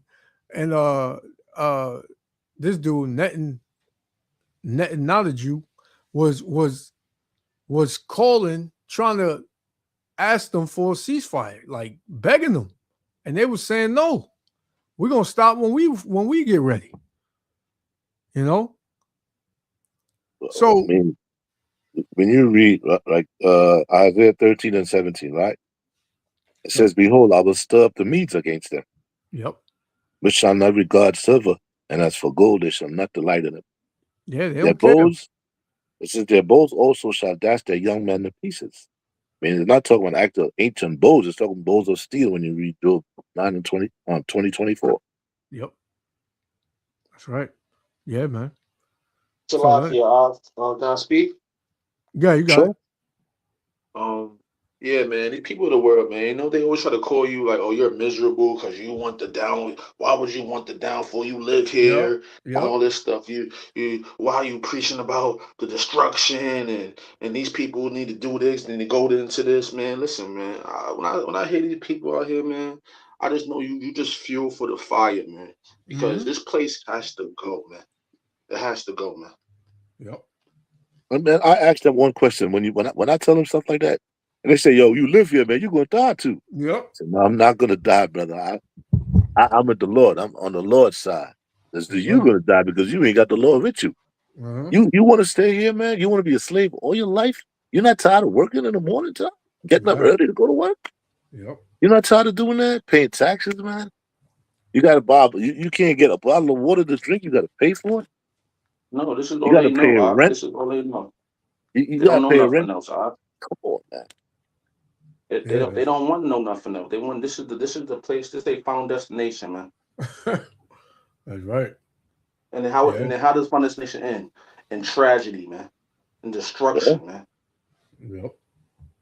Yeah, man. The movie tells you how it ends. And they're trying to escape in the movie. They're trying to escape the death. They're trying to flee. They're trying to make the death pass them, but it ain't gonna pass you, man. It's gonna catch on to everybody. Everybody's gonna get it that deserves it, man. Or they just want to deny it. You know, they just want to live in denial. These movies be spiritual, man. When you really look at them and watch what they about and what the name of the movie is and the names of the people names in the movie, you gotta really dissect. These movies are all spiritual. It's all telling you the prediction and that's coming to the earth, man. They know. The elites know. Exactly. That movie, This Is the End. These Leave movies, the they tell me because they going off the script too. See, they trying to yeah, of course. around the script of trying to escape the revelation of slavery. You know what I'm saying? They're trying to escape that by building bunkers, trying to go out of space. You know what I'm saying? All these things, all these movies, sci-fi movies, they always trying to get outside the earth to escape the judgment, which is the earth being destroyed or something. Which is not going to be, that's not going to happen. They're going to be destroyed, but they try to make something the earth's going to be destroyed. They're trying to escape the earth to go to a different planet and start over again and do the same wickedness you did here. This is, it ain't going to do nothing different. Ain't gonna serve the Lord on another planet. It ain't about serving the Lord on another planet. It's about serving you and doing and trying to. Let's not make the same mistake we made last time. No. Yep. And if you think about it, what would be the reason for this government to have a space force? What would be the reason? It's obvious to escape the destruction that's coming here. Like people should have thought. They hide in another planet or they'll go to the moon somewhere and chill. They'll cause destruction on the earth and then they'll come back and do what they got to do later on. No, it's not going to work that way. Exactly. Listen, Esau trying to go everywhere. He's trying to be inside the ground, inside the water, inside space. He just trying to find anywhere to go, man. It ain't working. She just look pretty. This is what it is, man. He's trying to find anywhere to hide from the Lord's wrath, man. Yo, that's what he's trying to find, man. Everywhere he go into space. He wound up dying up there. He go in the water. he wound up dying in there. He go underground, he wound up dying down there. You can't just go wherever you want, man. Con. And then see, and Esau, he's the only one that does that, right? You don't see Jake trying to do that, trying to live in underground and live in the water and live in space. Jake said, "Look, we here on the earth, man. This is where we supposed to be at, man." You know what I'm saying? Jake ain't trying to invent a way to escape. Okay, that's right. Yeah, hey, you seen the joint with the 11 scientists that was found dead? That like Yep. you just had one. I think his name is David Whitlock, something like that. Mm-hmm. That dude just died. They said he committed suicide. Suicide, yeah. Which is holes around that too. But you know, my whole, and it's just a theory. They know they found out the truth. They found out that in those chariots, there are dark-skinned men. They can't let certain things get out. You know what I'm saying? They cannot let certain things get out. So these 11 scientists that either are missing or dead, they knew something. Just like that devil that went under the water and he found out, he went deep, and then he found out it was land in the ocean, and then there was more water under him, but the water was dense. Like you can bounce stuff off of the water. It was that thick. And he wound up dead. You know, so the Lord is allowing these people to find things out, but it's all for the time of the Lord to really be, you know, to be, you know, made national, you know, because as soon as they find it, they get put to death. And there are Jake scientists out there. I'm pretty sure it's Jake scientists out there. Of course. But Esau ain't gonna listen. You talk, you know, you know what happens. Can't ever come forth with this. Remember what they tell you, man. They tell you, if you talk, you do 20 years in jail and $50,000 fine. That's what they start off with. Yep. If you go beyond that, then you know they might unalive you. You never know. Yeah. Or they'll tell you something. They try to play with your mind and say, "Ain't nobody gonna believe you. You're crazy." They'll put it they'll put it on the media that you're crazy and bugged out. Don't listen to you. Same thing they kind of do to us. They tell us we bugged out. They say we a hate group. Don't listen to them Israelites. They you know, they just preach hate. My favorite. They're angry. They're angry. They're my favorite. They're mad because they don't have wives. They don't have jobs. They dress like superheroes. You know, people cross the street. I seen a video where, you know, this woman was saying when she see the Israelites, she crossed the street. She don't want to be seen by them. You know, heard Jake say, "Yeah, when I get with them, when I start talking to them, they don't let you talk, man. I'm telling you, they better chill out with that, man. You know, threaten them." Sometimes they say, "Yo, he got a lot of hate, man. That's all he got is hate." Yeah. That's not about hate, because I tell them, read the scriptures, man. The scriptures is about hate, but it tells you to hate your enemy, hate the other nations, but love your own. And you don't do that. You kill your own. Yeah. Then when you start talking, everything just flies right over their head. Even if you say, well, the Most High hates, they'll let that just what? Y'all just hate. Y'all just hate. Y'all just that's all y'all do. And then they go to their favorite nation, Esau, Edom. You hate the white man. You know, that's all. That's all they need to say, and then they drop the mic. Well, you know, it don't matter, Jake. You don't listen. Hey, that's on you. Yes. They clowns, Doc. They clowns, Doc. That's all you gotta know. They clowns, man. People is clowns, man. When you break down the scriptures and the prophecies and you break them down thoroughly, they still be in denial, man. They just want to be in denial because tomorrow, matter of fact, we should be angry. We should be mad. We should be. Why not? You being first of all, we're slaves on this damn earth right now. You know what I'm saying? We in total bondage of this damn evil pale faced red man. You know what I'm saying? You tax to death. You work 40 plus hours. You don't see nothing. Child support. These women is ungrateful. They conniving. And Esau backs them up. You know what I'm saying? They're disrespectful. You don't have no peace here. You come like, what do you mean? We damn right we angry because then we understand the truth of this place. That's the problem. When you in delusion, you're happy. Like we watched The Matrix, right? And the dude wanted to go back into the Matrix. He wasn't happy. He was acting like he was so miserable being in the real world. Then he went back and said, "Oh look, this is steak. Oh, this is so good." You know what I'm saying? This is how the people when you in the illusion, yeah, you're gonna be happy because you're living in an illusion, man. Yep. When you come in this truth, that's when now you get angry now because now you feel like you've been played with your whole life, man. That's right. I was talking to one female. She works for child support. She was telling me in downtown Brooklyn. She said, "Gee, everything you see in child support, the building, the chairs, the seat, the nice building you see downtown, everything is paid from the money that they collect from child support, Joe."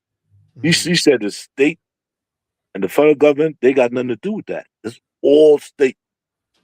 I said, "What?" She said, "Every single thing, the pens, the paper, all things is bought from some of the money they collect from all these different people that pays for that stuff, man." Yeah, which is off, man. That's not Yeah, even, man.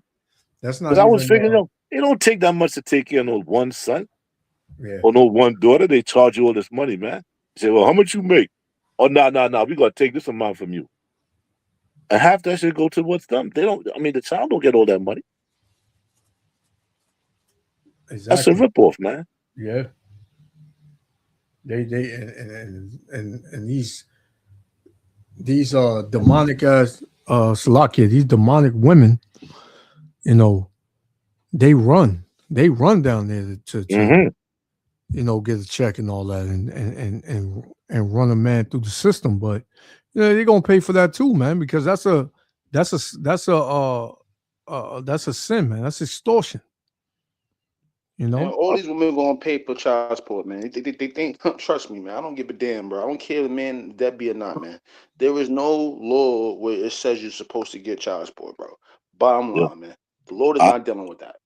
I was talking to a brother on my job, man. He said, "Yo, G, when he went to court, his daughter turned 21, and she was there arguing that no, man. But I need some more money. You gotta extend this." And the judge was like, "Nah, this shit is over with, man. Yeah. It's up. She's 21. That's it." He said, "Man, she's pulled out of the courtroom, man. She was mad as ever, son. That money, man." Yeah. And these women, they got to hustle with that. They have these kids and they be calculating the child support on how much it's going to be according to according to how many kids they got.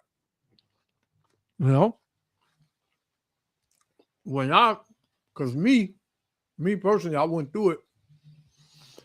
I remember one time I went in there and this other woman was in there trying to get child support.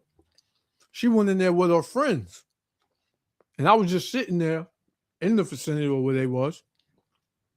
And you had these damn women coaching her on what to put on the paper so she can get the highest amount of child support. They were like, "No, girl, you got to say this. You got to say you pay this, and you got to say I'm putting him in this, and in order to get that." And she was just writing it on there. I was like, man, what?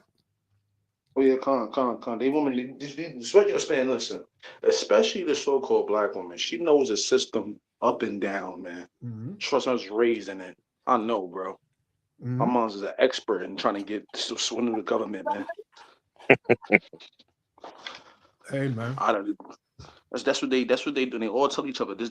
And the worst thing they did was the DV thing, man. The DV thing was another door opening for these women to falsely claim they're being abused, and they're the damn abusers, man. Yeah. I don't believe, man. Like, all right, two out of 10 men probably going home and really beat his wife, bro. But I don't. Listen, man. No man that's gonna get with you. And you know what I'm saying, sleeping with you and living with you, he's not coming home to beat your ass. I don't believe that, man. That's not real, man. That's not real, That's man. not real. Come on, man. That don't fly, man. Come on, man. These women trying to I'm being beat. They're lying, man. Oh, gee, wow. And Esau knows they lying too. That's what makes me. He knows they be lying, man. Yeah. And he'll still come and arrest you, man. I mean, what cause would you just do that to somebody you live with that has kids for you that you claim you love? You just go and do that to them for no reason, man. Exactly. That don't make no sense, man. You just beat up on a female for no reason that you live with. That's your female. That's your friend. It's your partner every day. No, what it is that they know that these mouths they got now can't be corrected. That's the problem. And then some of these men, like, listen, man, we built different. A man can only take a certain amount of disrespect before hands gotta fly between men. You know what I'm saying? Between men, right? So imagine you got a woman you're dealing with that's supposed to be your woman, right? It's supposed to be submissive to you, supposed to be your female servant, right? Supposed to be loving you, caring for you, all this stuff, right? And then she come home and she disrespecting you to the fullest of love. Like, not even a man would talk to you like this. Yeah. What do you think gonna happen? We're not wired the same way. And they're gonna go upside your goddamn head. That's it. Point blank, period. That's what they was doing in the 70s. And that's what was happening because you woman was getting out of line right there in that time. That's when it all started, man. In the 70s, man.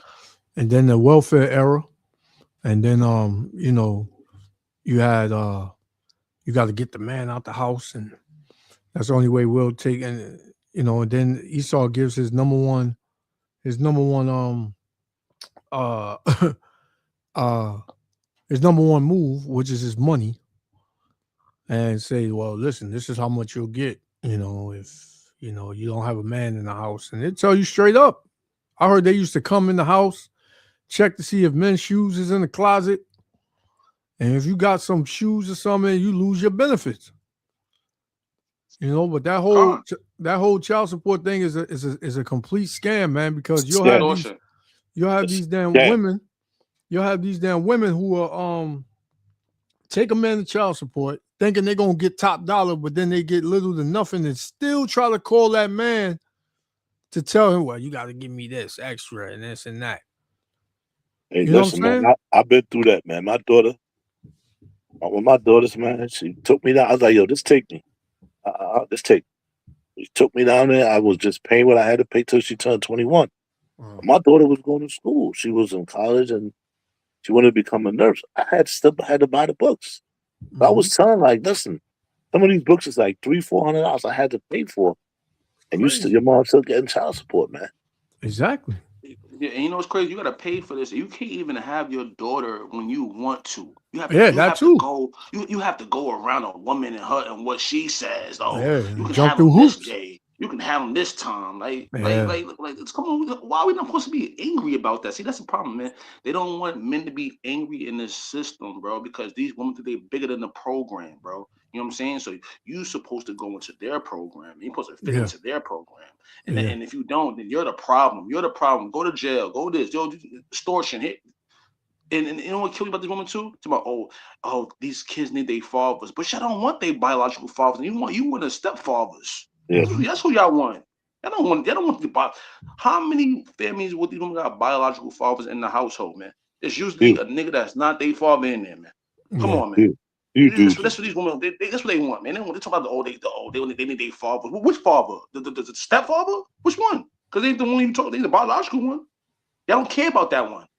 Because why you don't say this? Oh, they need their fathers and their mother at the same time in the house. That's what they want. They don't want to be able to have a man to have authority over them. So Esau has given the women these apartments, these low income apartments, so they can have their own space to have niggas in and out their goddamn house all goddamn year, man. Chaos. That's what they want, man. And you can't tell me that's not. Cause I seen it, man. I lived it, man. I watched them, man. This is what they were, man. They don't want the biological fathers in these houses, man. Because that'll mess them up. See, that'll make more discipline in these children, man. You know what I'm saying? And our community will be more stronger. You know what I'm saying? Because men are the discipline that you supposed to fear your father, man. These children don't fear their mothers because their mothers is down with the system. Exactly. And they don't have no fear. A lot of these kids, they grow up and they resent their mother too, because they come out to find out that they come to find out that, you know, their father wasn't really, you know, who the mother was painting a picture of him to be. You know what I'm saying? The monster that he said that, yeah. So they go, while the kids are young, you can manipulate them and say whatever you want to say about the father, but sooner or later, them kids are going to get older and they're going to start asking questions. And then once they get around their dad, for those that do, then the dad give them the real, and they go back and tell their mom, and they see, you know, they weigh it out, and they be like, yo, my dad, he was really trying to be there. And then now they start resenting the mother, and then now the mother calling you, oh, I can't take this no more. I can't handle them no more. Like, hey, they can go with you.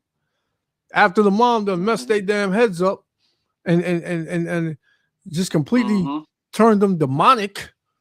This is why you got a bunch of these YNs running around and these YNWs running around, man. You goddamn these young girls having goddamn 30 bodies at 15 and these YNs having 30 bodies at 15.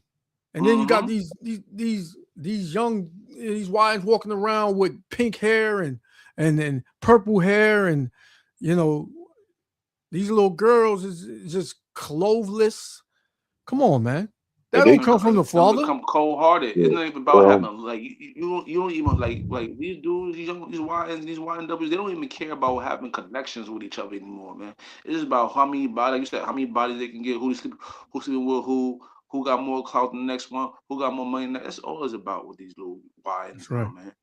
They don't care about having no type of emotional bond and connection with each other, man. And that's the problem a lot with these older women too. Now these women past 40. Oh yeah. Talking about, they want to. I'd rather date a young dude because he accepts me and he doesn't give me all the pressure that a dude is my age. Because we gonna call you out on your bullshit, man. And young niggas not gonna do that. They want a kid they can groom. So you get them a young dude that don't know nothing. You know, they can kind of groom them. And see, and that's what they want. See, because it makes them feel like they don't never have to be responsible for their behavior, man. When you got when they then passed 40 and they then washed up now and nobody wants them, they can just always go to a YN that's going to accept them, so they don't have to feel like they have to change anything about them. They don't have to approve themselves anymore. You know what I'm saying? These older, see, this is getting bad like that, man. Because it doesn't get better as they get older. These females, it gets worse, man. It gets worse. And now they starting so early, you can't even find nothing no more out here. And that's why, no reason why, we're mad about that. Because you're supposed to have a help me. Every man's supposed to have a help. That's why God said it was not good for man to be alone. You know what I'm saying? Like, he didn't say it was, you know, you could be all right, you be all right, item, you be all right. You know what I'm saying? You don't need no woman, you be all right. No, he said it's not good, man. And he made the woman to be a servant, man. And see, these women think they was bigger than the program in the garden. See, it started from the garden. Oh, no, I'm bigger than the program. I know God made me to be a servant, but guess what? I can do something else out of this. I can be better than this. See, that's the problem with them, man. And now we trying to, as men, we trying to find a way. Because listen, men, we have all been in competition with each other in the work field, right? We have all been in competition with each other in anything we do. That's why men like sports. We like competing with each other, right? So that's always been our situation. When they started including women into the workforce, that's when things got complicated for men to be able to survive on our own, man. Because now we have to compete with these goddamn women that's entitled at these workplaces, man. Very entitled, man. You know what I'm saying? And that's why we mad. Yeah, we angry, man, about that. Why would we be not angry about that, man? If women belong in a home, taking care of the home and working and cleaning and cooking and doing and teaching my kids how to be, man. What the Lord said to be, man. Yeah, that's right. Not your ass that fucking work with me, man. I ain't put the CEO ass here. While you in there flirting with the next nigga, you got a whole husband in the house. You got a fucking work babe, fucking work boo and all that, man. That's right. Yeah, you're right. You're right. Go ahead, Rollo. You was gonna say something? No. Oh, yeah, man. That's how it is, man. Everything is out of order. The Lord gave you the order in 1 Corinthians. He gave you the order. But men, I mean, women don't want to hear that order. Every time you bring it out at camp or whatever, they be, that's your interpretation and this and that. You know what I'm saying? But it is what it is. You listen, at this point, the Lord is changing this place up anyway, man. Men is not even dealing with these women in this country no more like that. These women are losing, man. And I always tell a woman, I say it started with the men, it's going to end with the men. The men are always going to win, because y'all are out of order. The men, it's always been the same MO with men. What? Provide and protect. That's all men have always done. Every man that has a kid, he's going to provide for his kid. Even Jake that don't see his kid like that. He provide for his kid. Now, mind you do got, niggas out here that don't want nothing to do with their kids, with them Pookies and Ray Rays and little Tay-Tays and all that. But once again, Eve, that's who you chose. You'll choose him and he'll do you wrong. And then all of a sudden you make a video, all men ain't SHIP. This is why I don't like the black man. This is why I can't stand the black man. But I'm like, But Esau don't want to impregnate you anyway, though. So you don't like the black man, but Esau don't want to. He pump and dump you, but he don't want to have no damn children with you. Yeah, you just seen. You got it. You can read Ecclesiasticus 25:16. Yep. Ecclesiastes 25. Yeah. And verse 16. Yep.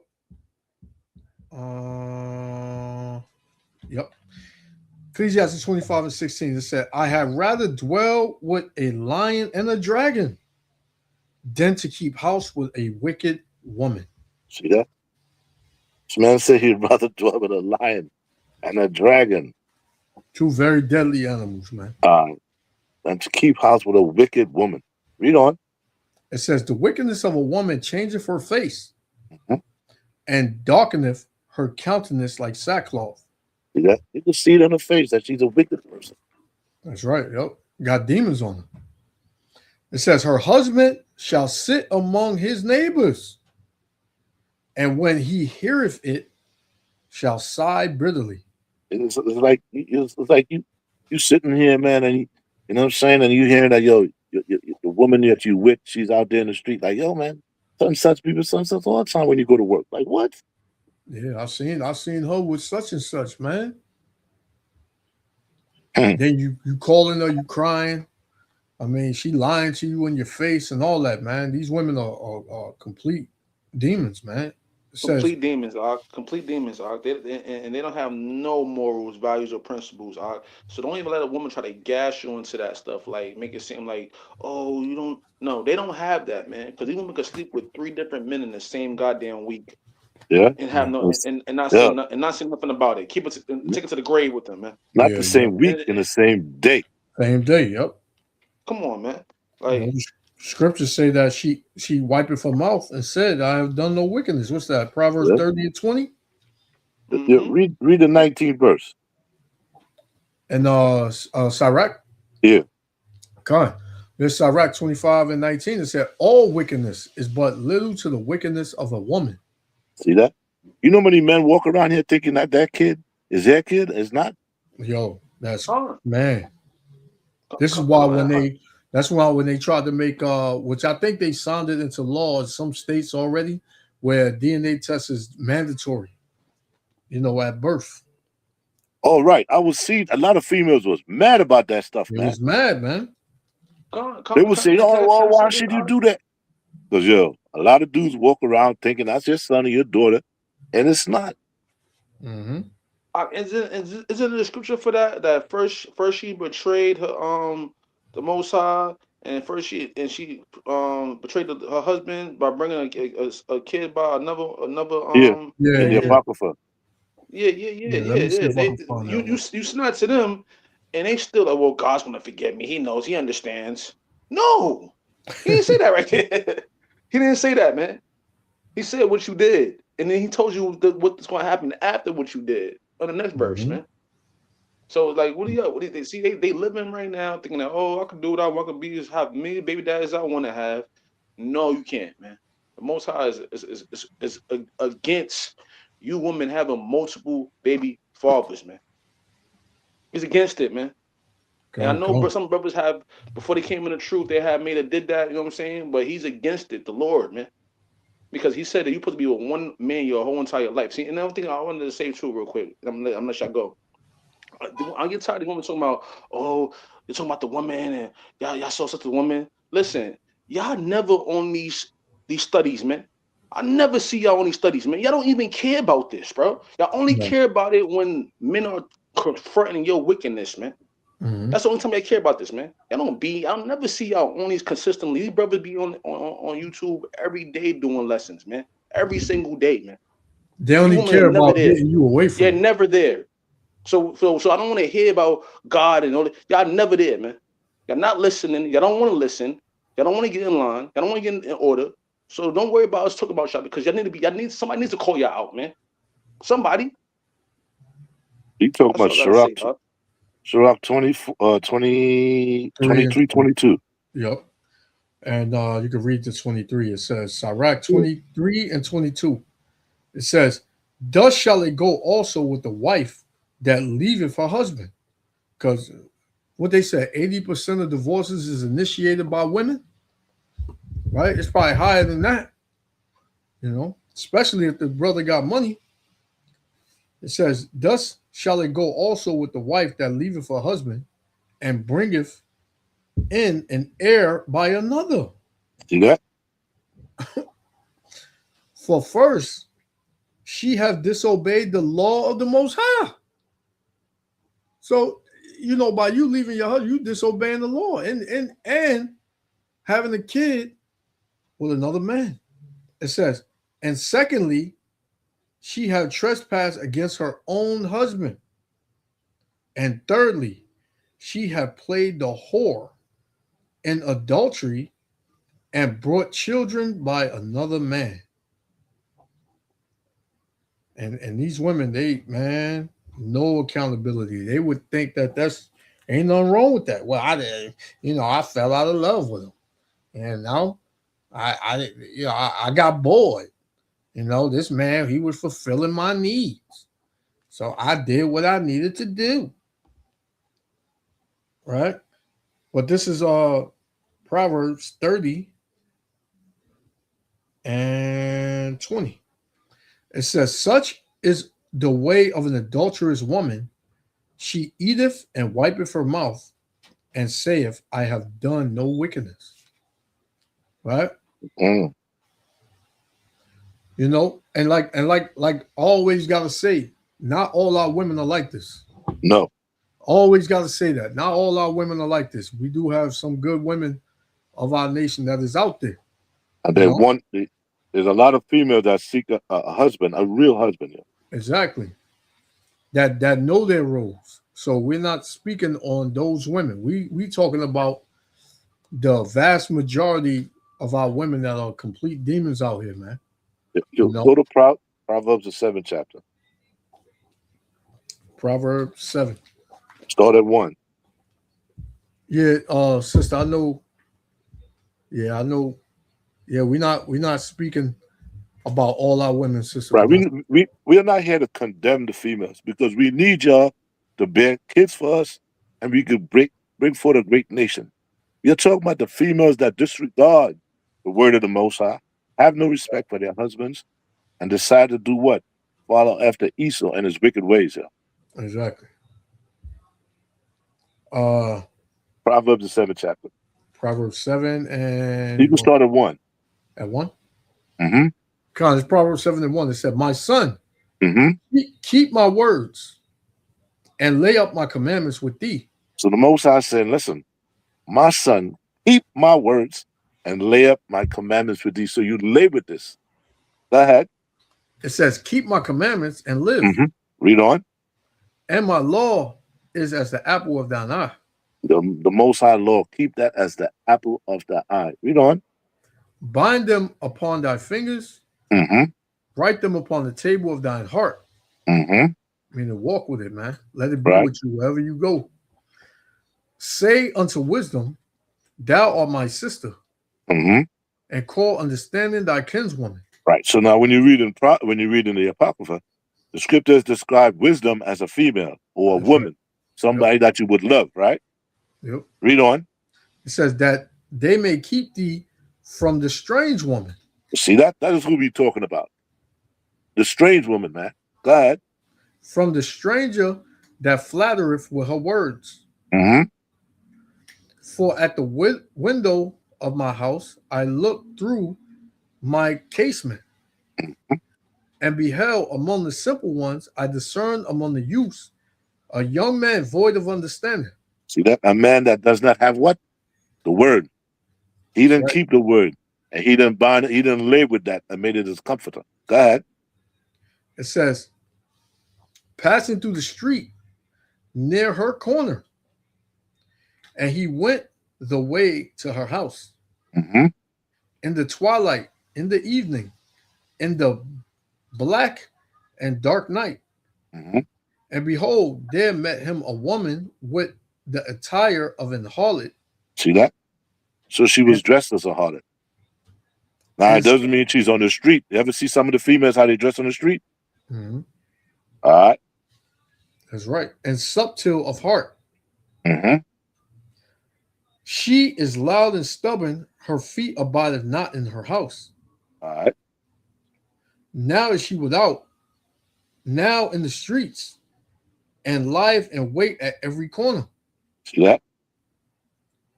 So she caught him and kissed him, and with an impudent face said unto him, I have peace offerings with me. This day have I paid my vows. Mm-hmm. Right? Want me to keep going? Yeah, go on. Therefore came I forth to meet thee diligently to seek thy face. I've seen you for a long time, man. I always like you. Read on. And I have found thee. I have decked my bed with coverings of tapestry, with carved works, with fine linen of Egypt. I got a nice apartment. I got a nice house. Read on. I have perfumed my bed with myrrh, aloes, and cinnamon. Mm-hmm. Come, let us take our fill of love until the morning. Mm-hmm. Let us solace ourselves with loves. Go ahead. For the good man is not at home. My husband is not at home, man. He is gone a long journey. Mm-hmm. Now, I'm saying, though, brother, she liked me. You know what I'm saying? She came on to me, though. You know? Because you don't have what?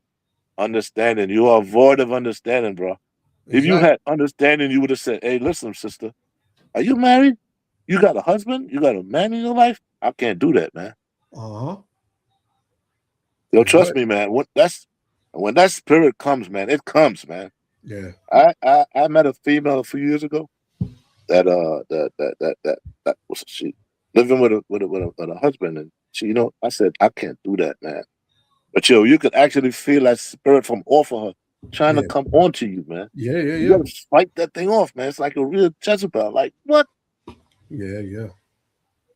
That's right, man. And them married women, listen, they a lot of them, like I said, they be bored. Their husbands ain't never home. Their husbands ain't touching them.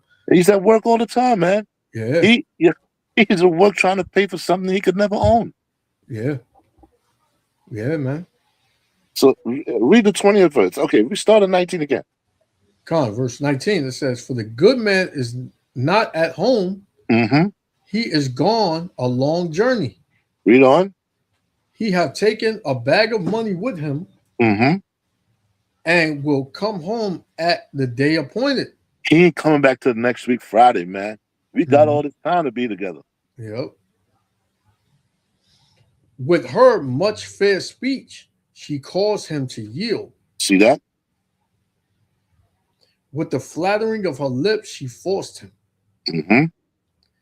He goeth after her straightway, as an ox goeth to the slaughter. You ever see an ox?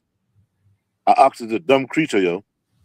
Right. You ever see like they kill an ox right here and another ox will stand right there? He won't move. Yep, it won't move. And he doesn't understand what debt is. So he's in this. The Most High is comparing this man to an ox, a foolish thing. All right. It says, or as a fool to the correction of the stocks. Oh, go ahead, man. Till a dart What? strike. Till a what? Till a dart strike through his liver. See that? As a bird hasten to the snare, and knoweth not that it is for his life. See that? You don't even know what you don't even know you're in the trap. Most High could kill you for that. Adultery is debt, man. You're supposed to stone those people to death, man. That's debt you playing with, man. You don't even know that.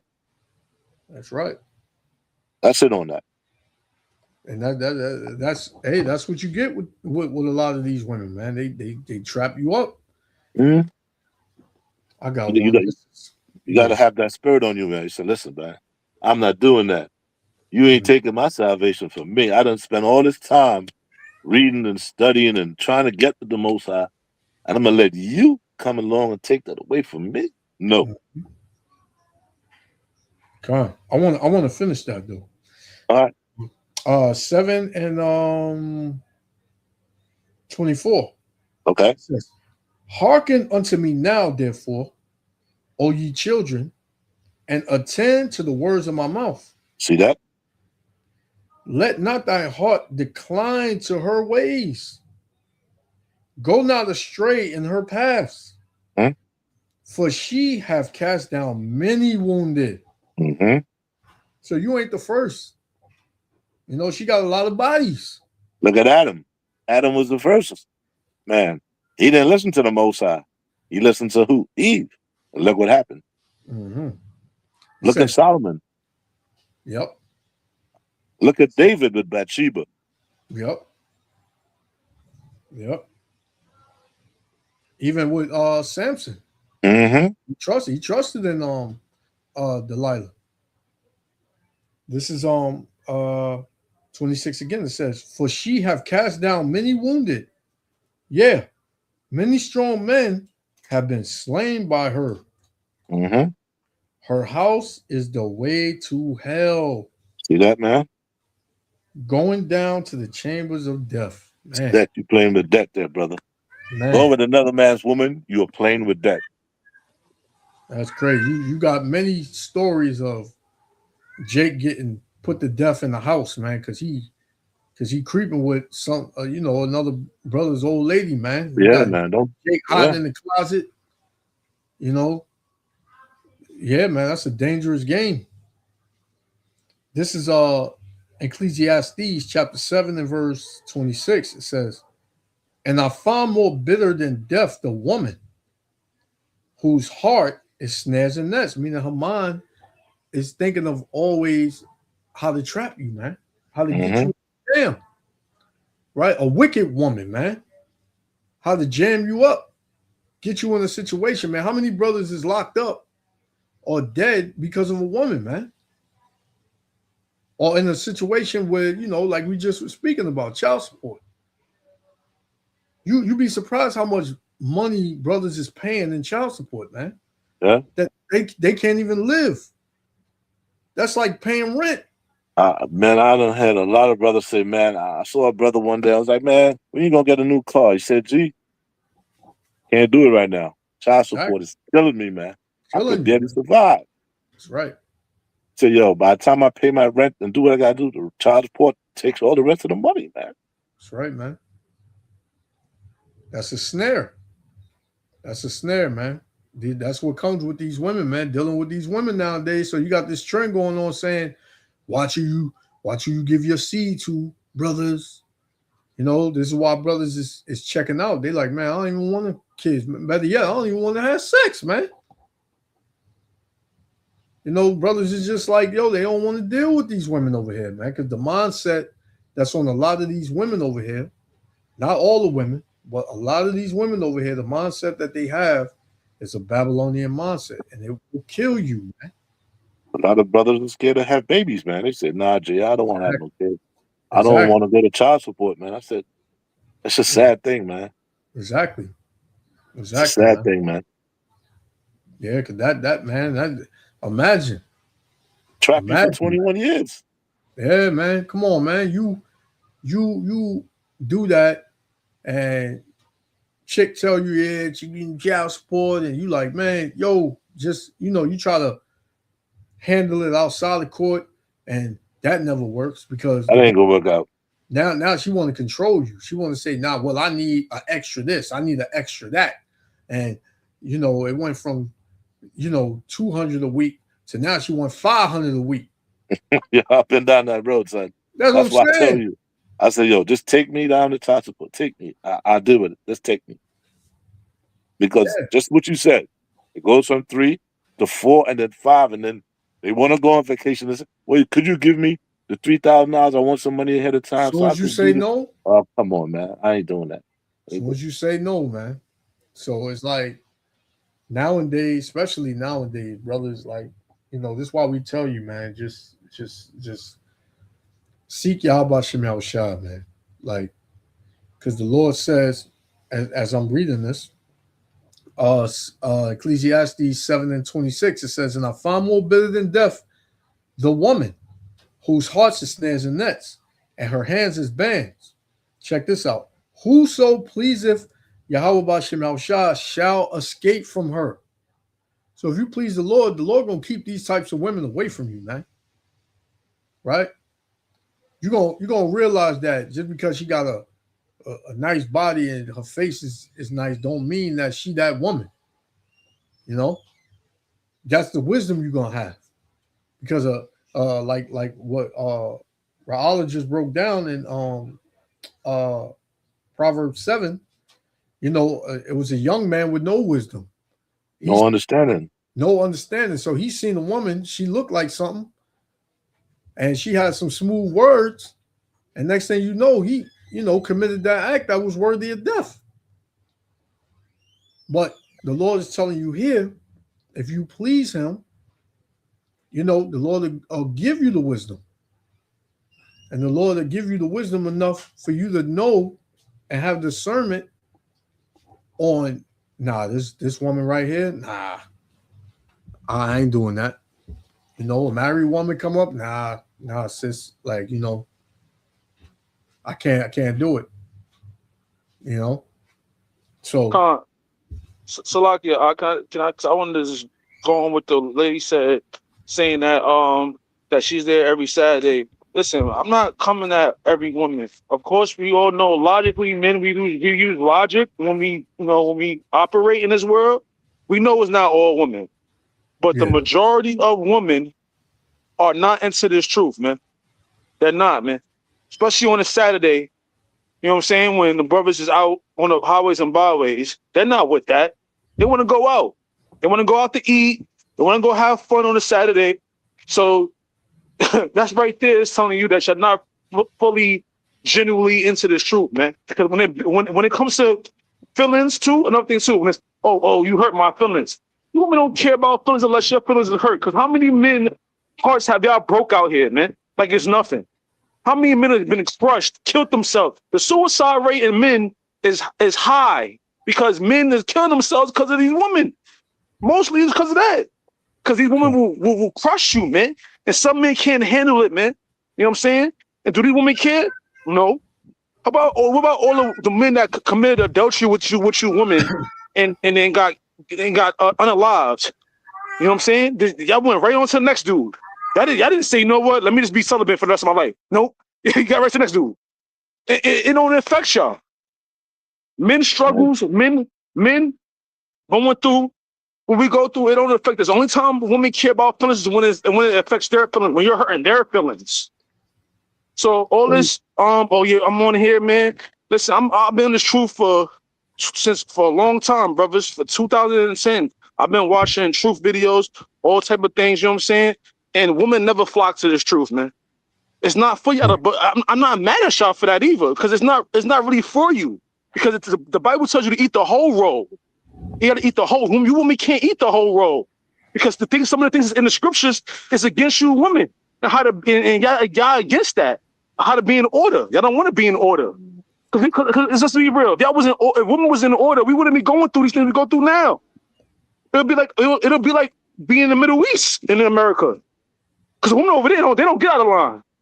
They know they don't talk back. They ain't disrespectful. They don't get loud. They don't do none of that stuff that y'all do over here. So you can just cut that with me, man. See, I see through these women out here, man. I see through them. I've been with enough of them. So no, I see through y'all, man. They're not saying these truth, man. The only time y'all want God in your life is after y'all been ran through for 30 years. And nobody wants you anymore. They're not as valuable as when you thought you was pretty and cute and had a body on you. That's when you felt you could just do what you want, live the way you want to live. And then once that started to die down, when you turn 45 and up, now you want, I want to find God. Oh, God found God. No, you didn't. See, God told you to seek him early. He didn't tell you to seek him after you've been ran through, you done washed up. He didn't tell you to seek him at that time. He said, seek him early in thy youth. Come on. You know, and we know for a fact that women are not going to be on the front lines. We know that. That's not their place. job. Not their place. Come, but they always want to tell you that. What you doing? Oh, you shouldn't be doing. Always trying to tell you how to be a man, but don't go in the book to say how to be a woman. This is my favorite thing. Why y'all never skip on the scripture where it says you should be in silence?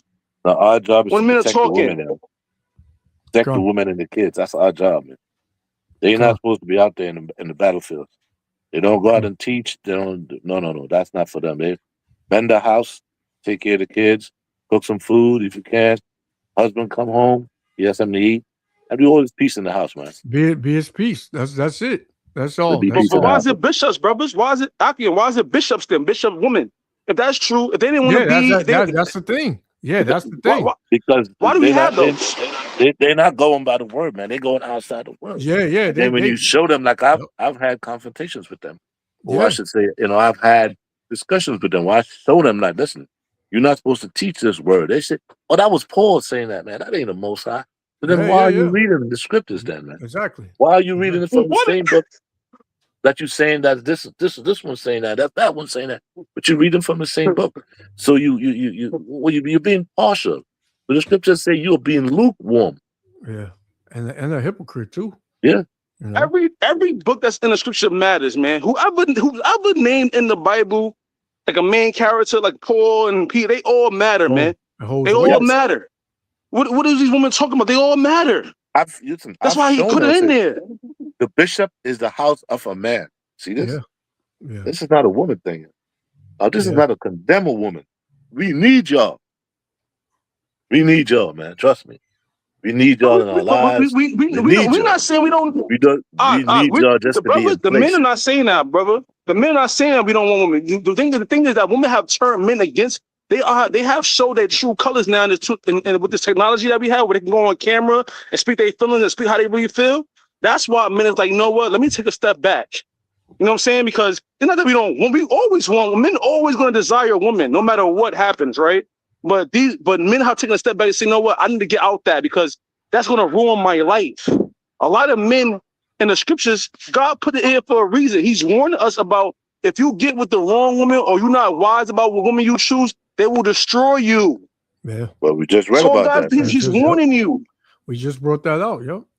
Yeah. So what you got to do is take time to make a perfect choice. Like, feel it out. As the scripture said, test the spirit. Yep. See what it's about. Is this about money? Is this about love? Is this about sex? Is this about what's going on every night? What is this about, man? Because this is what I'm about. I'm about the Most High and His laws and His statutes and commandments. If you can't abide by that, this makes no sense. Me and you getting together. But there's gonna be no Christmas tree in my house. There'll be no Christmas. There'll be no Thanksgiving dinners. There'll be none of that. Exactly. And I wouldn't be doing it here. I wouldn't be going to your family house either for that. There'll be none of that. So let's get this clear. And you settle your boundaries, man. Like, this is what I want to do. Are you into the Most High? Well, you can learn if you're not. And if you are, I'm seeing where you're coming from. That's right. Yeah.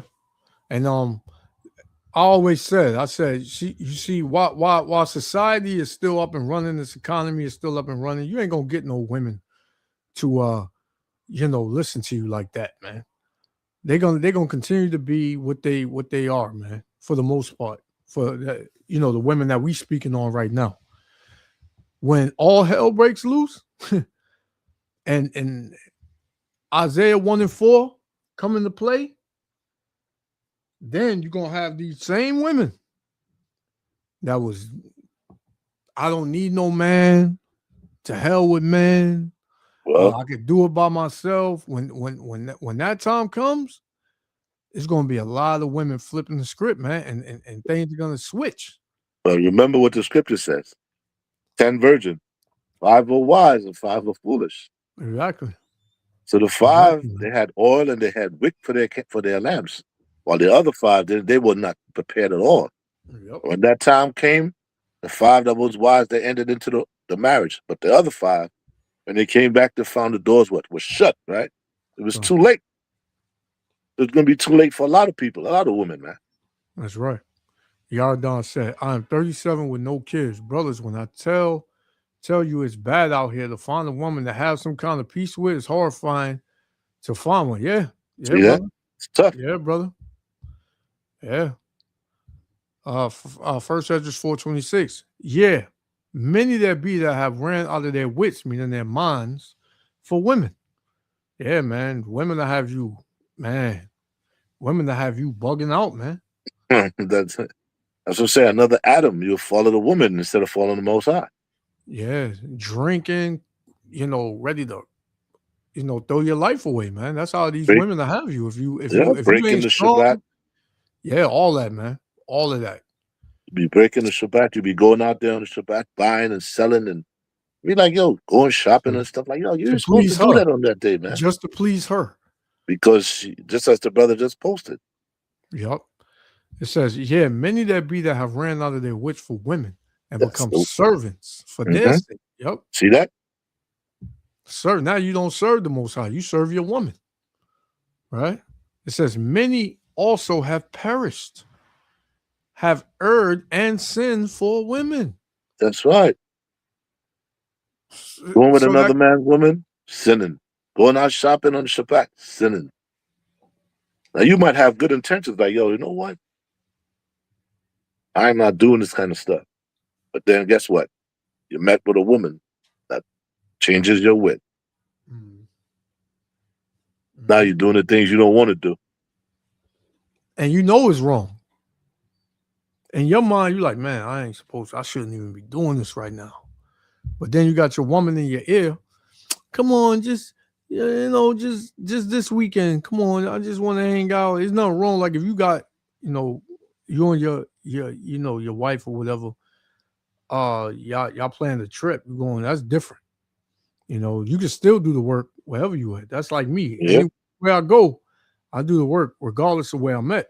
Yeah, you can go on a trip. Yeah, she understands that. So, I don't really have that issue. But for brothers, you know what I'm talking about. Those that have, women that'll test them. Because these women, they test you a lot of the time. See if how strong you are. Like, yeah, I know I can get them out of this, and it'll start for just this week, and then I'll do it every week, and I'll work my way up. Because like you just said, Kazak, these women don't care about the truth, man. And my response to that is they only care about it when they're trying to get you away from it. You know what I'm saying? When they don't want you, when they feel like that's number one, then they care about it. Oh, they may come on trying to, let us do this and we can do it together and this and that. Nah, like Raala said, this is us. This is what we do. This is what the men do. We don't do this with our women. This is our lot, man. You can stay over there until I get done. You know what I'm saying? But that's what. But see, but you see what you see. That was crazy because what you said right there. That's what Eve couldn't do. She couldn't stay right there until the Adam's purpose was done. You know what I'm saying? She couldn't stay right there. She had to go and do what Adam said not to do. Out of everything he said you could do, you did what you're not supposed to do, and they're doing that still to this day, man. They're doing the same thing. Y'all have these women have not repented as a whole. You know what I'm saying? Like as a whole, like they have not repented. And see, the thing is about Isaiah 4:1, that's not repentance. That's out of fear that they're seeking men. It ain't no it didn't say that they repented. They're fearing the Lord of being destroyed by the Lord. So it had to be under a man not to be destroyed. It wasn't because they repented because they just want to be, you know what I'm saying? No.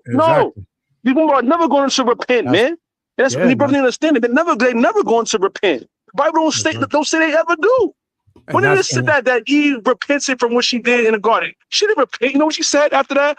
That when Cain was born, that, oh, God gave me a man. But when Abel was born, she didn't say a goddamn thing. She didn't say nothing about Abel. And Abel was the righteous one. Let us tell you right there, man. You got to look at all of this. Read in between the lines, brothers. Read in between the lines, man. Yeah. But see, in that day, in the days of, Isaiah 4:1, see, those going to be some different type of men. Those men going to hold the wisdom of Yahweh Shem Shah. So they going to have that spirit of discernment. They're going to be kicking these women to the curb, man. They're not. You know what's crazy, Ak? Yeah. So what's crazy, Ak, though, is that even the Lord repented when he said that it repented that he had made the Lord, the Father even repented, but your women still haven't repented. But show you that think got bigger than the program. That think got bigger than the Lord. The Lord repented, man. When are you women going to start repenting out here, man? I don't see y'all doing it. I don't see them, bro. Yeah. Like I don't see it. Yeah. Like the scriptures say, they are the weaker vessel. You know what I'm saying? So they're gonna be what they're gonna be, and something gonna give, because you got what is that, Micah 7:10. The scriptures tell us that a lot of our women are our enemies. They are our enemy, man. And they mock us. But the Lord said their judgment is going to be the Maya, and they're going to turn to the Maya of the street. So a lot of these women, they're going to get stomped out. They're going to get judged. The doors, as I said, that door will be shut, man. So the thing is, you shouldn't sugarcoat nothing, because when you sugarcoat things for these women, that's where they got time to play around, man. See, I don't do that, man. I don't sugarcoat nothing, man. I'm gonna tell you how it is, man. You got to lay it out what you're about, yo. Exactly. This is what I'm about. If you don't do that, you don't want the scriptures. You want to be convinced of your own self. I go by the scriptures. I teach my woman, and I live my life based on the scriptures, man. Yeah. Not on my own worldly things that I do. Yeah. I don't celebrate Christmas. I don't do Thanksgiving. I do your birthday. There's nothing wrong with that. We go on vacation, of course. That's life. Sooner or later, these women, they tell on themselves. The same way Esau does, Eve tell on herself, man. Look at all the videos these women make, in front of a camera, just lashing out because they're emotional. They still don't understand what a man is. They think a man is just an ATM. And they still don't understand that they're walking fugitives of the Lord, man. Like everybody else, until you come into the truth, you know what I'm saying, and the Lord accepts you into this truth, and you stay on it, and you stick to it, right? You are a fugitive to the Lord, man. You're basically on death row. You're on you know what I'm saying? Time. You walking around on death row right now with the Lord, man. That's right. You're on borrowed time, man. And that's why most of the videos I make concerning this topic or whatever, it's pretty much like you've been warned. You've been warned. So if you don't want to listen, that's on you. It's like you're not gonna. It's like you talking to a 2-year-old, man. You're not gonna keep repeating yourself. Brothers, many brothers, they make videos, about that topic. That's a hot topic, but all throughout, you got the whole podcast world with these jakes, man. These jakes be weak too, because they'll sit there across from this woman and let the woman say all this and all that in front of them, and they'll just try to sugarcoat it and try to lighten the judgment. Like they supposed to judge these women on the spot. But they'll say, come on now, sister, you can't really think that though. Come on now. Don't be like that. You know? Compromising their values for a woman's validation, man. That's what men been doing since the beginning of time, man. We've been always compromising ourselves for the Lord for validation of these women, man. And then every time we do that, Salakia, brother, y'all keep going. I gotta do something real quick. Yeah, I was just like I was watching go ahead, bro. This dude Will Smith. How you have a wife that you remain with her even though you know she was sleeping with your son's friend? Like what am I hearing here, man? What am I really hearing? Are you serious, man? Are you like what are you doing? You're supposed to condemn that, man. I say, listen, man, get out of here, man. You go. This is the lifestyle you chose. Go. But it's like you condone that, man. You just remain in that relationship. Well, you know, it was nothing. It was just some. Nah, man. Come on. You just go along with that program. No way. Hell no. I would never do that, man.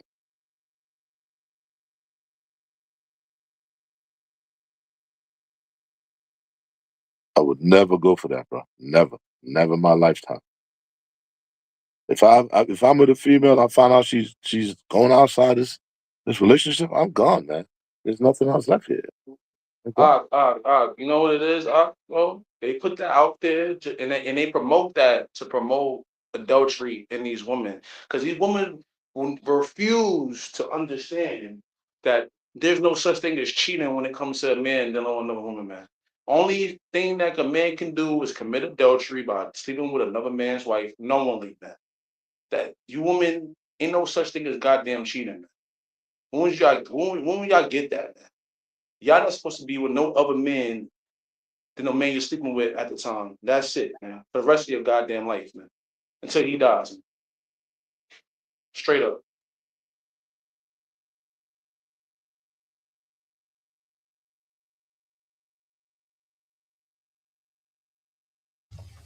God, that's right. Yeah. But they can't fathom that. What they say, if a man can do it, I can do it. You know? These men have always cheated on it. And then you got men saying the same thing. Well, me as a husband, you know, now there's ways that you go about it. But that word cheating, that only pertains to women. But that Babylonian juice got these women drunk, man. They drunk off of that. You know? Brother got First Esdras 4:37. Wine is wicked, the king is wicked, women are wicked, all the children of men are wicked, and such are all their wicked works. And there's no truth in them. In their unrighteousness, brother ain't finish it. It's let me get it for you, brother, so I can finish it off. I believe it says they shall perish. And then I got another one. This is First Esdras 4:37. It says, wine is wicked, the king is wicked, women are wicked, all the children of men are wicked, and such are all their wicked works. And there is no truth in them. In their unrighteousness also they shall perish. That's right. And that's ultimately the judgment. I got another one. This is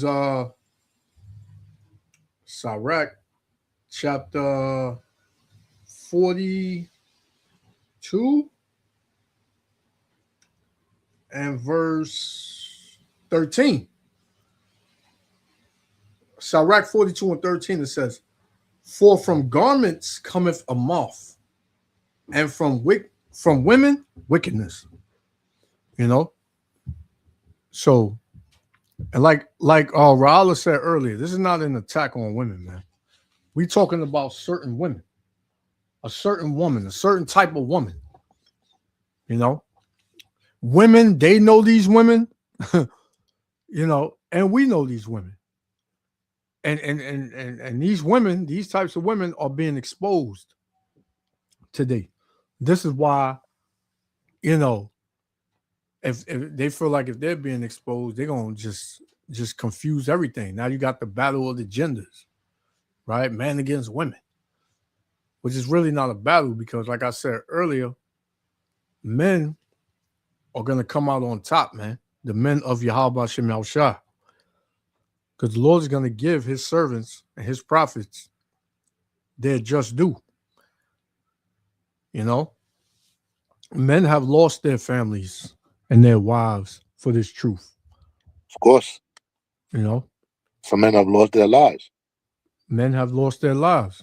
When you have a man like that that's willing to lose whatever for the Lord, what do you think the Lord's going to give him at the end, man? Right? Look at the story of Job. Right? Job lost everything, man. He was plagued with sicknesses and all that. His wife turned on him and all that, man. But at the end, what happened? Job got everything back and more. It's the most I restored him tenfold, man. You know what I'm saying? Con, and what she said, man, curse God and die, man. I Yeah. just told you right there. She had Yeah. like, yeah, he's not dealing with all y'all, man. He's not.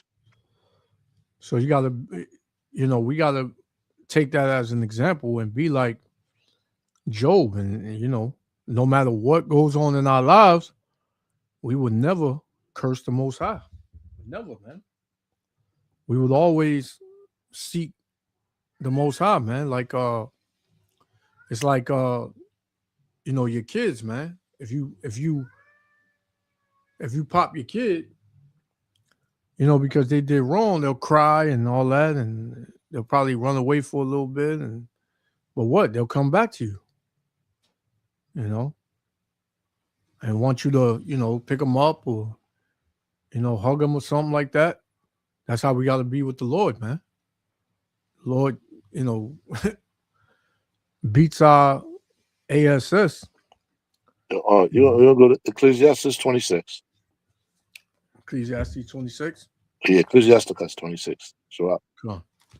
So yeah, man, we get our foot in our butt, you know, from the Lord, man. We just keep coming back, like, you know, we don't take no for an answer. We just constantly stay, you know, up under the Lord, man. You say, Okay, you know what? Right, but start at 24 and 24 for me. 20. Oh, Ecclesiastes 24. Yeah, and 24. And 24. This is Sirach, Ecclesiastic. Wait, you said Ecclesiasticus, right? Yeah. Come on, 24 and verse 24. It says, "Faint not." No. Sirach. Yeah. But 20. Let me see. No, 25. Oh, 25 and 24? Yeah, 25 and 24. I'm sorry. Come on. This is Sirach 25, 24. It says, "Of the woman came the beginning of sin, Mm-hmm. and through her we all die." So because of Eve in the garden, we all die. Go ahead. It says, "Give the water no passage, Mm-hmm. neither a wicked woman liberty to gather broad." See that? If you know, if you have a woman, man, and realize she's getting out of hand, that she's becoming wicked, don't let her be going out there like, I'm going out with my girlfriend. Nah, man, listen, now you ain't doing that. Tonight is the Shabbat. You staying home. Go ahead. Yeah, because you know, and to go more into that, these women have been given freedom by this devil. Well, that's what I'm saying. But you gotta set. If you start letting that loose, man, you setting yourself up for failure. Go ahead. Yeah. 26. Verse 26. "If she go not as thou wouldest have her, Mm-hmm. cut her off from thy flesh, Mm-hmm. and give her a bill of divorce." See that, man? If your woman's not gonna listen to what you're trying to tell her or teach her, once I said cut her off, man. Now, you might be looking at her and say, like, nah, I don't want to lose her. No, give her up, man. Go ahead. Yeah, man. Yeah. It says, 26. Go ahead. And let her go. Yeah, let her go. 26. verse 1. Yeah. It says, Sirach 26:1. Blessed is the man that have a virtuous wife. See that? Go For ahead. for the number of his days shall be double. Yeah, man. See that? If you could Yeah. find your woman, man, a wife that wants to follow the Most High like you do, Most High say your days will be what? Doubled. Double, man. A You're not woman gonna that's have no headaches, man. That's right. No headaches. She's gonna work with you, man. She's gonna say, baby, this is how much I make, this is how much you make. Let's do this. Let's do that. Let's do this. She's gonna work with you. No, we're not doing that. That's a Shabbat day. We're not doing that. Go ahead. I've seen one video that I would never forget. You had this woman say, you know, the system, I know the system is against my man. So what I do is if they're gonna let me go and they're gonna let me make a certain amount of money, I'm gonna take this back to my husband and be like, listen, they're not gonna do this to you and think you're just gonna be out there. He said, if I got it, we're gonna put it together and make it work. That was one woman I've heard say that. You know, it says, a virtuous woman rejoiceth her husband, and he shall fulfill the years of his life in peace. See that? Right. Peace of mind, bro. Go ahead. Right. A good wife is a good portion, which shall be given in the portion of them that fear the Lord. That's the only if you way fear the Most High gonna give you a virtuous woman, man. That's how you're gonna get it. It said, whether a man be rich or poor, if he have a good heart toward the Lord, he shall at all times rejoice with a cheerful countenance. See that? Yeah, man. So, yeah, a good wife is a good portion, but you're only going to get that if you fear the Lord, man. Gotta get that understanding of the Most High. You know, must get that. As you're not gonna get those wicked women out there, man. Yeah, come on. And yeah, we've been going a lot on the women. That's just the way the spirit move, you know. But it's edification and everything, man. It is. It's only for edification, nothing else. It's not to condemn. It's not to crucify. It's not to break you down. This is only to build you up. This is only to build you up. And it is a warning. Yeah. As I always stress, we need you. Trust me. We brothers need all women in our lives, man. We need you, but we don't need a headache with you. That's right. You know? So if we need you to listen, learn, come under the umbrella of the Most High in Christ. That's right. That's right.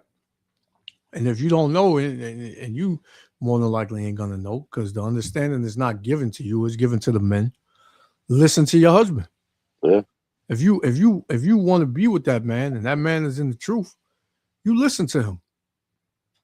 Don't look at it as, oh, he's trying to control me and I feel like a slave here and this and that. Because what's gonna happen is you're gonna go aside that man and not listen to him, and the Lord don't like that, man, especially if he a man of the Lord. The Lord protects his men. So if you trying to break that up between him and the Most High, man, you playing with fire. Job 39:17. Yep. This is Job chapter 39 and verse 17. It says, because the Most High power have deprived her of wisdom. See that? Neither have he imparted to her understanding. Correct. So you got to understand where you're coming from. You coming from a state of wisdom, and they're not. You have to teach them that wisdom. Exactly. Even though what the Most High have deprived them of wisdom and understanding, teach them. They'll get it. A lot of sisters out there have it. A lot of sisters into this truth, man. Yep. Yeah. Yeah, man. So y'all better, take heed, because this is out of love. Honestly, you know what I'm saying. This is not hate. This is not a hate speech. That door is slowly closing on you and on all of us. Yeah. Yeah, man. finish this video off. Is Israel in our own government. They're all complicit in this. Guys, this isn't even fucking funny. The war in Iran and the pedophiles is just it literally not even the tip of the iceberg. Okay, we have no other choice at this point. I'm gonna tell you that right now. We have no other choice but to take arms. We have no other choice. These people plan on killing us all.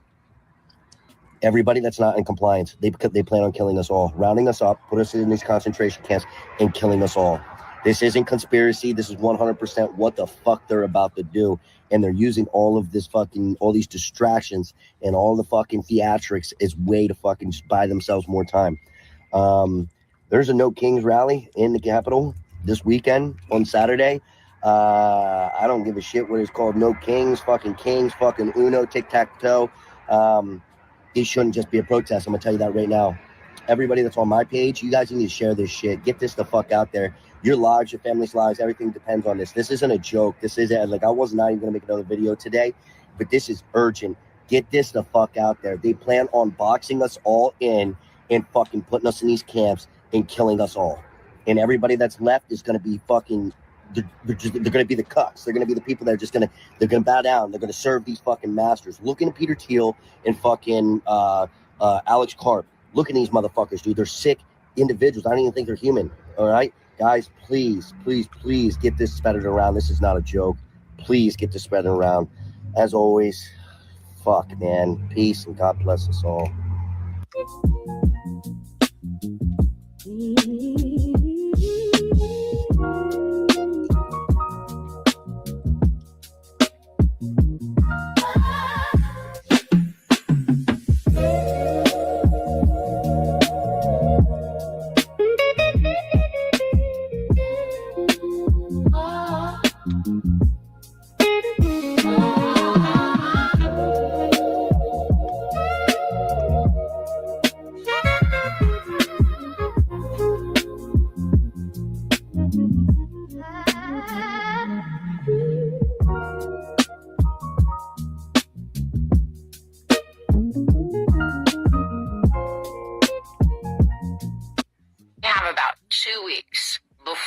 The shortages are going to start hitting your grocery store.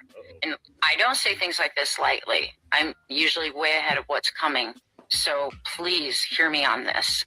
Everyone is talking about gas prices. And yes, gas prices are high, but nobody is talking about plastic. So look around you right now.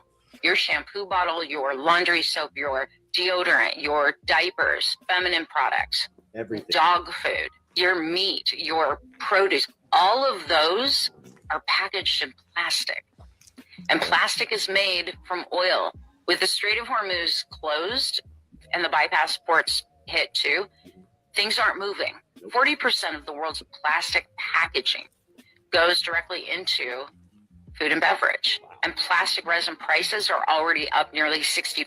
That's been since February. Aluminum prices are up. Think canned tuna, think canned goods. All of these things are happening. I'm not telling you this to panic you. I'm telling you this so that you can save some money. So here's what I've done, and here's what I continue to do. I am stocking up on 3 to 6 months of the basic things that my family uses daily. Things like dog food, shampoo, soap, laundry detergent, rice, flour, beans, non-perishables. Things we go through, though, every month. Even that tub of butter that you have sitting in your fridge. And it's, again, not because I think they're going to disappear in 2 weeks. It's because I'm not willing to pay double or triple or quadruple what they cost today. And hear me on this, those prices are going to hit those levels within the next few months. And people who wait will be very, very sorry. This isn't fear. This is math. Tell me in the comments, what are you going to stock up on first? But put in the comments, what is it that you're doing so that you're ahead of the curve? A lot of people stress food when they say that. But you never hear them say water. Water is one of the most important things, man. Yep. They always say, "Oh, I got all this food, but you ain't got water. That food ain't gonna help you forever." Mm-hmm. And on top of that, ain't nobody saying, pray. You know, seek the Lord. They tell you to get food. You know, things that and then perishable items. Yeah, perishable items, but they saying it like, oh, what the lady said, I got 3 to 6 months. Like, it's only gonna last 3 to 6 months. Not just that, if you're trying to tell me you live in a community and you're the only one that got food in there, what do you think is gonna happen? Exactly. Boy, them dudes they'll rip that house apart to get that food, man. Let them smell some food when they walking by with guns in their hand. Let them smell it. Are you the only one that got food? Or nah, they coming in there, man. They'll tear the house apart, man, just to get that food, man. Uh-huh. You're gonna have to shoot everybody in that neighborhood. Exactly. I seen one where the dude was like, get you a generator and so you can keep the lights on, so you can do this and that. Like you said, imagine a whole block, all the lights off in every house except one. You already know what time that is. We know you got ice in there. You got water in there. You got food in there, or we coming in, man. Exactly. And we ain't knocking. Go around the back. Go around the back. So what are you people really doing, man? We're not telling you, if you got it, get you a little bit more, right, to stack up. We're not telling you don't do that. But to think that that's going to save you, that you're going to be good. That's just to hold you. Yeah. You're not going to be good. Because I always pose this question. I ask, regular Jake, I say, imagine you woke up, one night and you look out your window and it's total chaos, man. And you go outside, there's no food in the supermarkets. There's no water. The water ain't running. It's turned off. The lights are out. What are you going to do? Well, I got to go out and eat. I said, where are you going to get it from? The supermarkets is empty. It's chaos in the street. Where you going to get? How you going to eat? How you going to drink?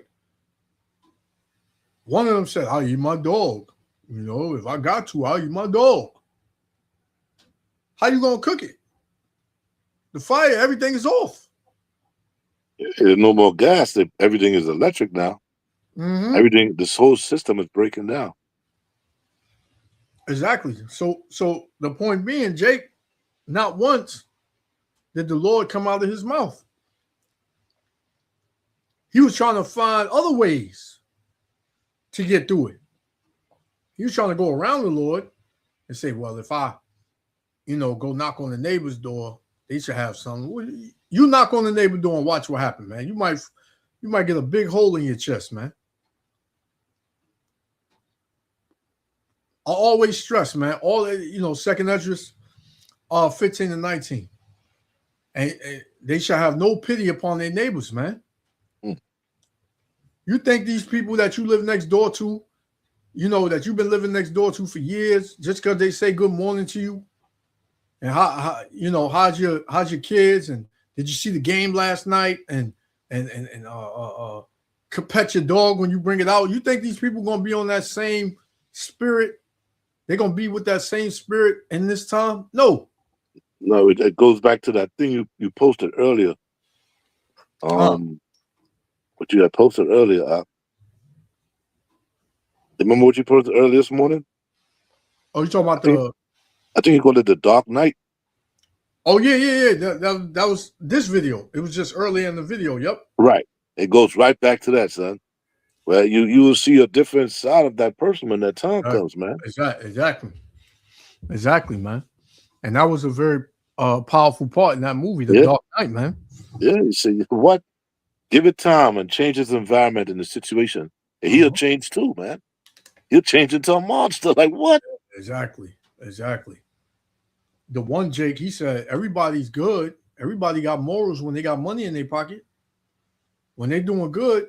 Because what did they say during COVID? That was one of the top times where there was hardly no crime because everybody was getting money. Yeah. There wasn't no crime like that. But people losing now.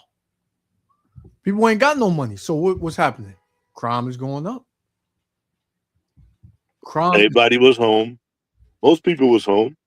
Yep. Balling. They was getting money, direct deposit. They was getting checks in the mail. That's right. Everybody was eating, putting on weight, man. PPP loans, you know, buying stuff they know they wouldn't buy if they have to really work for it. I seen people with Peloton exercise equipment, man. Those damn what's some things? Bicycles. Not the bicycle, the running mats. Okay, the treadmills. Treadmills. They had those, man. I'm like, oh, Jake want to work out now because what? He gaining weight. He eating good. You know? He was home getting paid, man. Yeah, people home getting paid, man. And some dudes was saying, man, what? I get in a check and say, yo, I get what I make every 2 weeks in 1 week, plus I'm getting money over here, I'm getting money over there, G. Yo, it's nice. I want this thing to go on forever, man. Yeah, people's pockets was filled. So it wasn't no crime. No. So, you know. And then people wasn't paying their rent. People wasn't paying no rent. What? Oh, man, all kind of stuff. No mortgages was getting paid. People was living good, man. Mm-hmm. Little do they know the devil don't give you nothing for nothing, man. There's always a catch. You know, the more you got, when they take it, man, the harder you fall. You can't, you know, Jake was buying cars, being able to afford the note, you know, buying BMWs, Mercedes-Benz. Jake was living it up, man. Yeah. You know, Eve, she bought a house and she had a Hummer and another car. They took all that, but she had it for a certain time, man. She was living right. Yeah. So it wasn't no reason to go out and rob nobody because everybody had money. You had money. Everybody was getting paid. You know what I'm saying? But fast forward to now, what you see, this place is completely flipped. Right? People are killing people, putting people to death because they honk their horn at them, man. You got FedEx drivers getting put to death, being followed by these devils and getting 7 shots in 7 shots in them. People are on edge now, man, because they ain't got no money. You know, everything is higher than it was in 2020. You know? So, come on, man. And we told you, man. We told you that this was coming. Listen, take heed. That's why the scripture says, when you read in Matthew, it says some a sower went forth to sow seeds, man. Mm-hmm. Some fell on good ground, some fell on stony ground, some fell on around the thorns, man. Yeah. Some fell on good grounds where they're able to bring forth more seed, man, and roots. Yep. So we've been telling you this for a long time. I've been sowing this seed in your heart for a long time, man. Yep. And some of you got a stony heart. It would never, this word would never grow inside it because it's stone. Yep. And some of you have a heart, but you have thorns in there. So you, for a while, you like the word for a while, but when things come up, you disappear on this word, man. Yep. Things get a little hard, man. You know, you ain't got no money. You know, your woman is getting on you. Mm-hmm. You know, things like that. You're just like, man, I can't take this, man. This truth ain't helping me out. Yeah. And then some of you fell on a certain type of rock. The scripture said that what? You endure for a time. But then when the rains came, you disappeared, man. When the heaviness came on you, you disappeared. You don't want no part of this no more, man. Yeah. You might have lost something. Might have lost something that was close to you or that meant something in your life, and then you disappeared. You leave, man. Don't do that. Yeah, you remember that song back in the days by New Edition, where it says sunny days, everybody loves them. Yeah. But can you stand the rain? You know? Because why?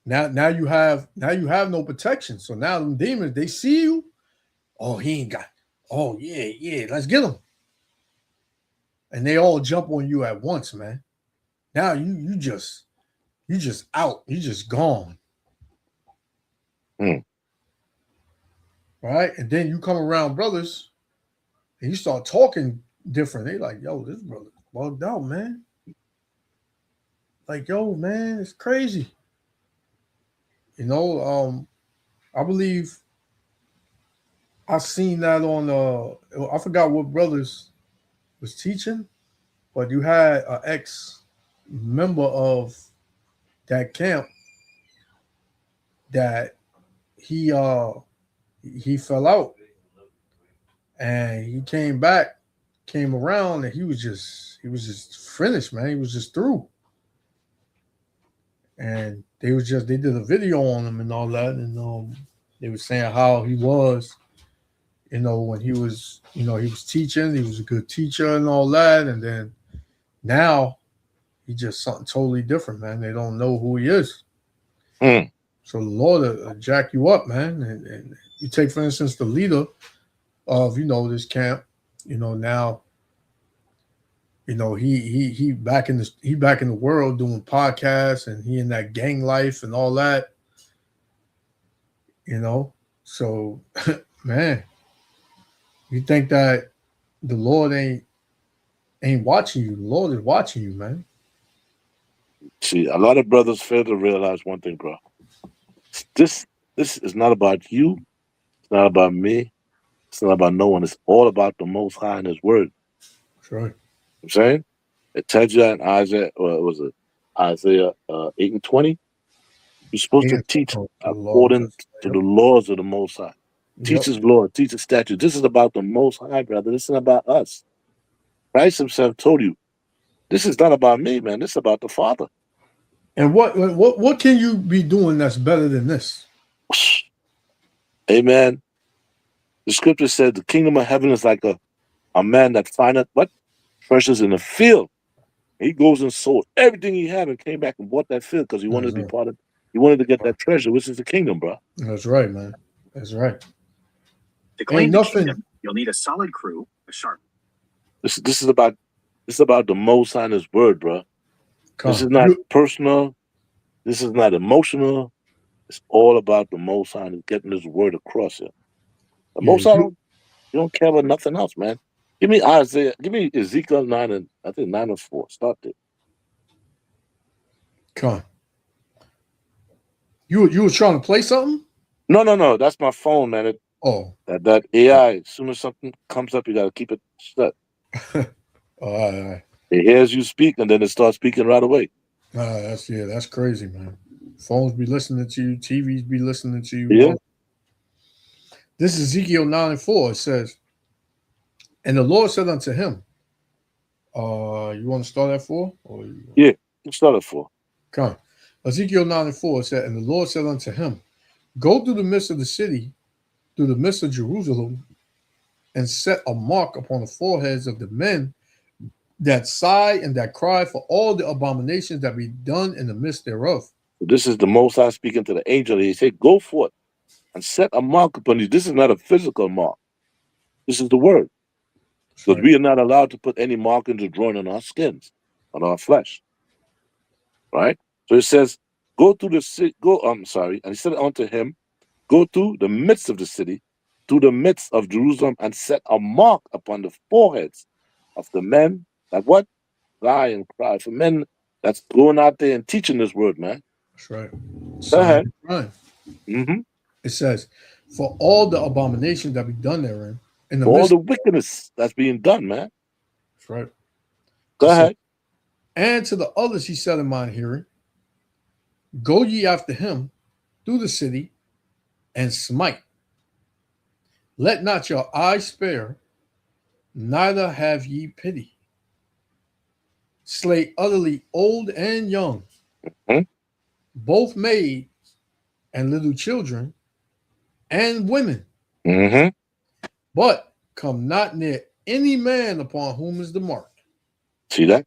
And the Most High kill anybody, man. Men, women, what it says here, little children too, son. That's right. Yep. So this is all about the Most High and His word, getting across to everyone, man. That's right. Take heed to this word, man. Come to this light. Just come in. Don't let no distractions out there hinder you, man. Just come. That's right. It says, and begin at my sanctuary. Then they began at the ancient men which were before the house. See that? If you know this truth, bro, and you leave this, coming back here sometimes is impossible, yo. Yeah. You Man. know why? Scripture said what? You have what? Crucified Christ afresh. Yeah, man.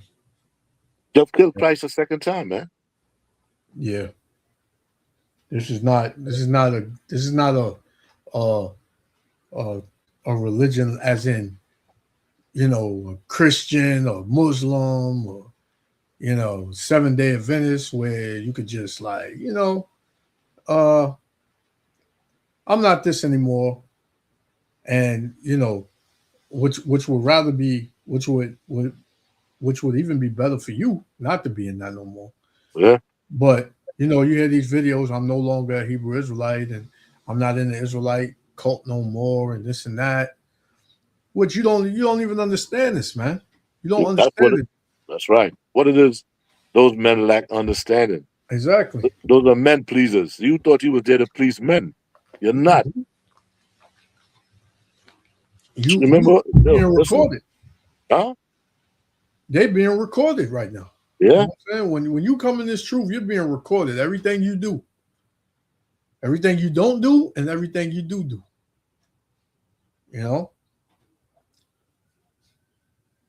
But Jake go to Matthew 13 and start at 30. Matthew 13 and verse 30. Oh, hold up one sec. Let me see what this is.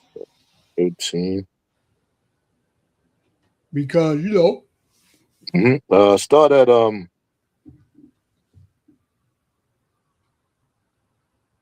start at 24.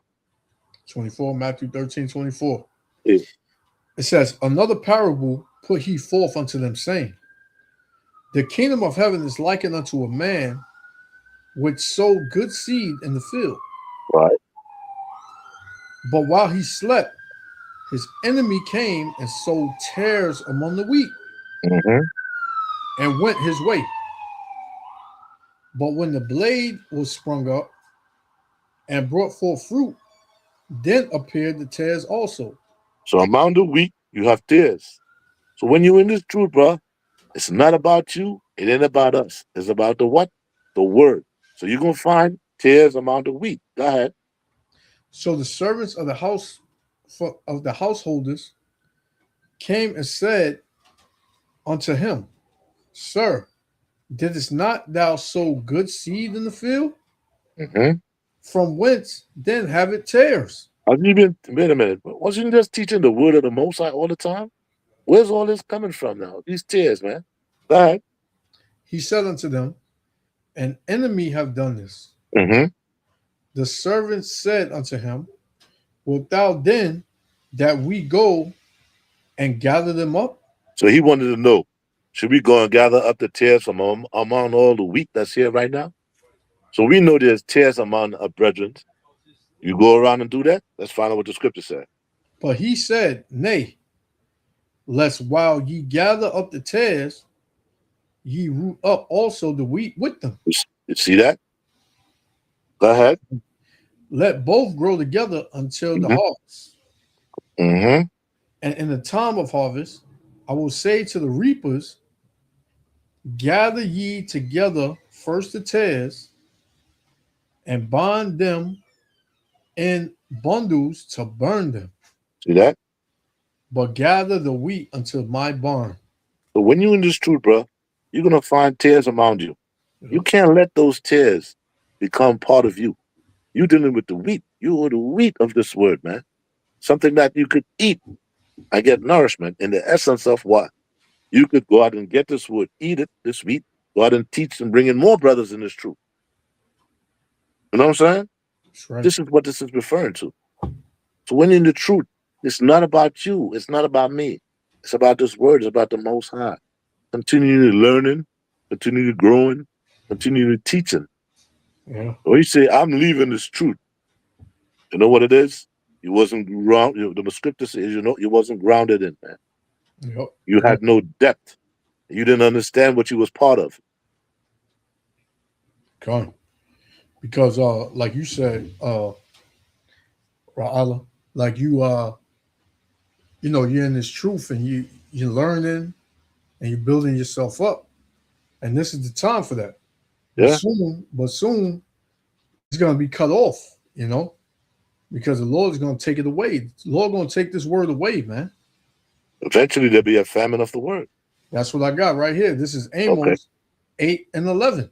It says, Behold, the days come, saith the Lord Yahweh, that I will send a famine in the land, not a famine of bread, nor a thirst for water, but of hearing the words of the Lord, man.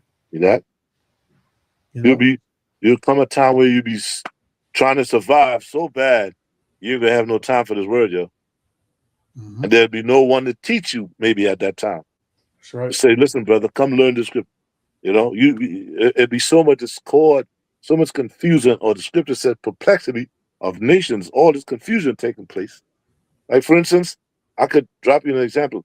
You think in Iran was being bombed every day, and Israel was being bombed every day with these missiles? They're all trying to survive right now. They're hiding out in basements. They thinking about what they're going to eat tomorrow. Am I going to go outside tomorrow? They ain't got no time for this word. Exactly.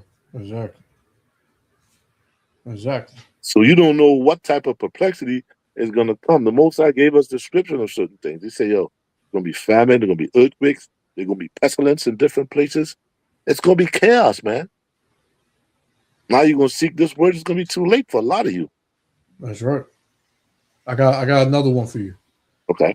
This is Ezekiel 3 and 25. It says, But thou, O son of man, behold, they shall put bands upon thee, and shall bind thee with them, and thou shalt not go out among them. And I will make thy tongue cleave to the roof of thy mouth, that thou shalt be dumb, and shall not be to them a reprover. So we ain't gonna be out here teaching. Right.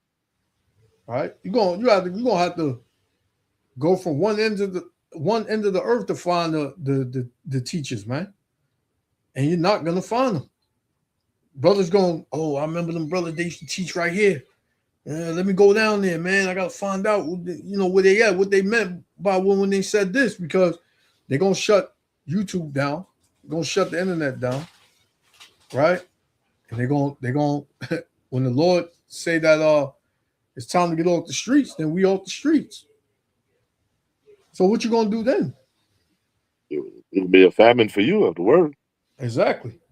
It says, and shall not be to them a reprover, for they are a rebellious house. It says, but when I speak with thee, I will open thy mouth, and thou shalt say unto them, thus saith the Lord Yahweh, he that heareth, let him hear. He that forbeareth, let him forbear, for they are a rebellious house, man.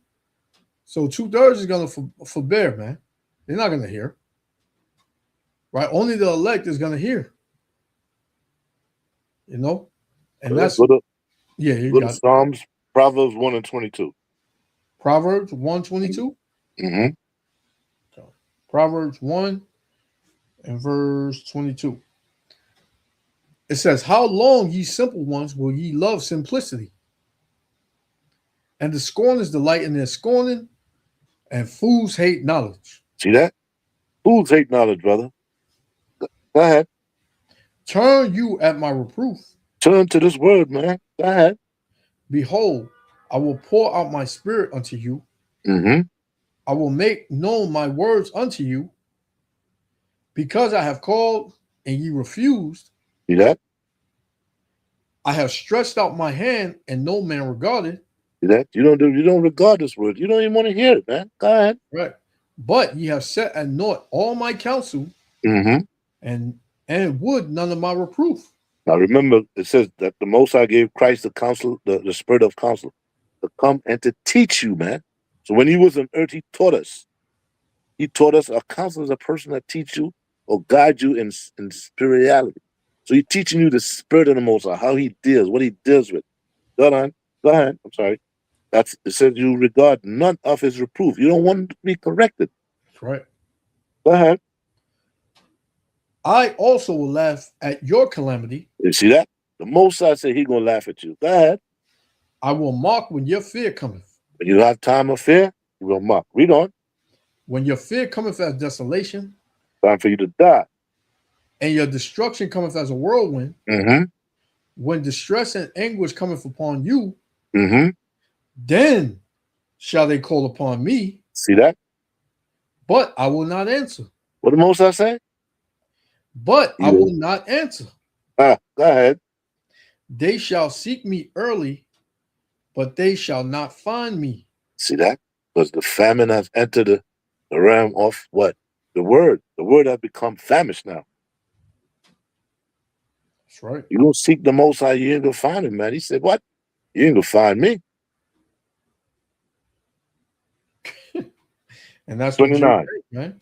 29. The last. Let's read 29. 29. Mm-hmm. For that they hated knowledge. See that? You hate knowledge. That's this right. is knowledge that we're giving you right now, man. Go ahead.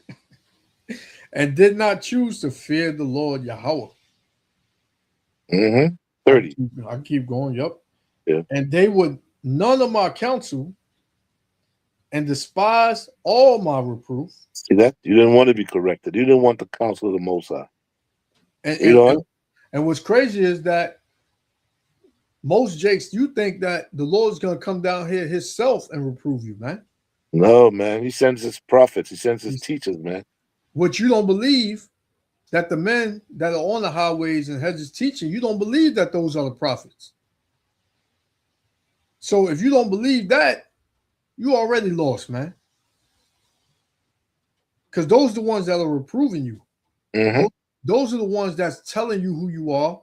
Those are the ones that's giving you the blueprint how to obtain salvation when the Lord returns, man. All right, they're the one that's giving you the instructions in righteousness, man. Exactly. So if you, because our people always come up against us with that.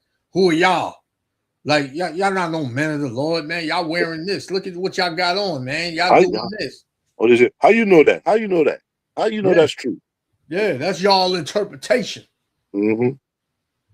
But then when you put the Bible in their hands, they can't interpret it. They're not saying nothing. You know, I got to go home and study it for myself. You know, that's what Jake do. It says, therefore, shall they eat of the fruit of their own way and be filled with their own devices. You like wicked things? Most I say he'll fill you with that. That's right. For the turning away of the simple shall slay them, and the prosperity of fools shall destroy them. See that? You're looking at a foolish man and what he prospered from, and you continue to follow that man. You see what it says here? The prosperity of the who? Of fools. That's right. That's destroy them, man. You following after fools. That's right. But whoso hearkeneth unto me shall dwell safely, and shall be quiet from fear of evil. You have nothing to worry about, man. Most High on your side, and you for him, and he's for you, and even your enemies will be at peace with you. You got nothing to worry about. That's right. I don't stress nothing, man. I just live. That's right. As long as I have time to study the scripture every day. Okay. I mean, I go to work in the morning, I get home, I have something to eat, take a shower, freshen up, I come lie down, man, I get on my books, and I read, brother. Go on. I read. Go on. Read a lot. Go on. But I gotta close it up now, man. All right. All right. Yeah. It was a great class, man. Okay. Yeah. So we're gonna shut it down. Right. Next week, I wanted to know if you want to if there was a topic you want to speak on. Yeah, if you think of one, we can bring it up. You know. All right, Doc. But all right, so we'll talk. All right. All right. Shalom, All right. Elder. Shalom. All right.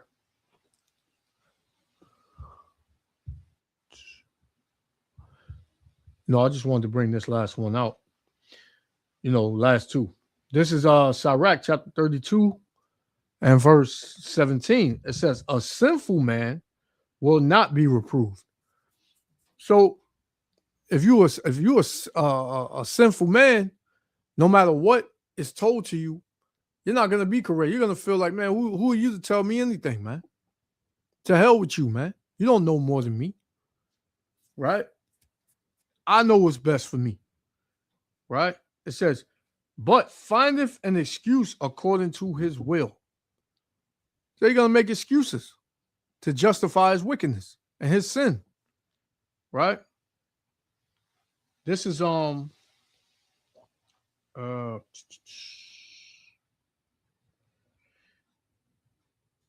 this is Proverbs 22 and 3. It says, "A prudent man foreseeth the evil."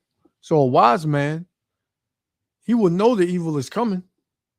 He would know that the days are evil that he's living in, right? It says, "A prudent man foreseeth the evil and hideth himself, but the simple pass on and are punished." So, hey, like I always say, man, it's on you, man. You don't want to take heed to the warning, that's on you. But everything that the Lord says is gonna happen is gonna happen, man. So we're just gonna finish this video out and we're just gonna close out. So, you know, I want to give all praises, honor, and glory to Yahweh, Ba'ashem Yahushua, for blessing us to do this again, another Shabbat, you know, and you know, the Waterful brothers, you know, coming through, sisters come through, you know, to hear the words of the Lord one more week. You know, just stay vigilant.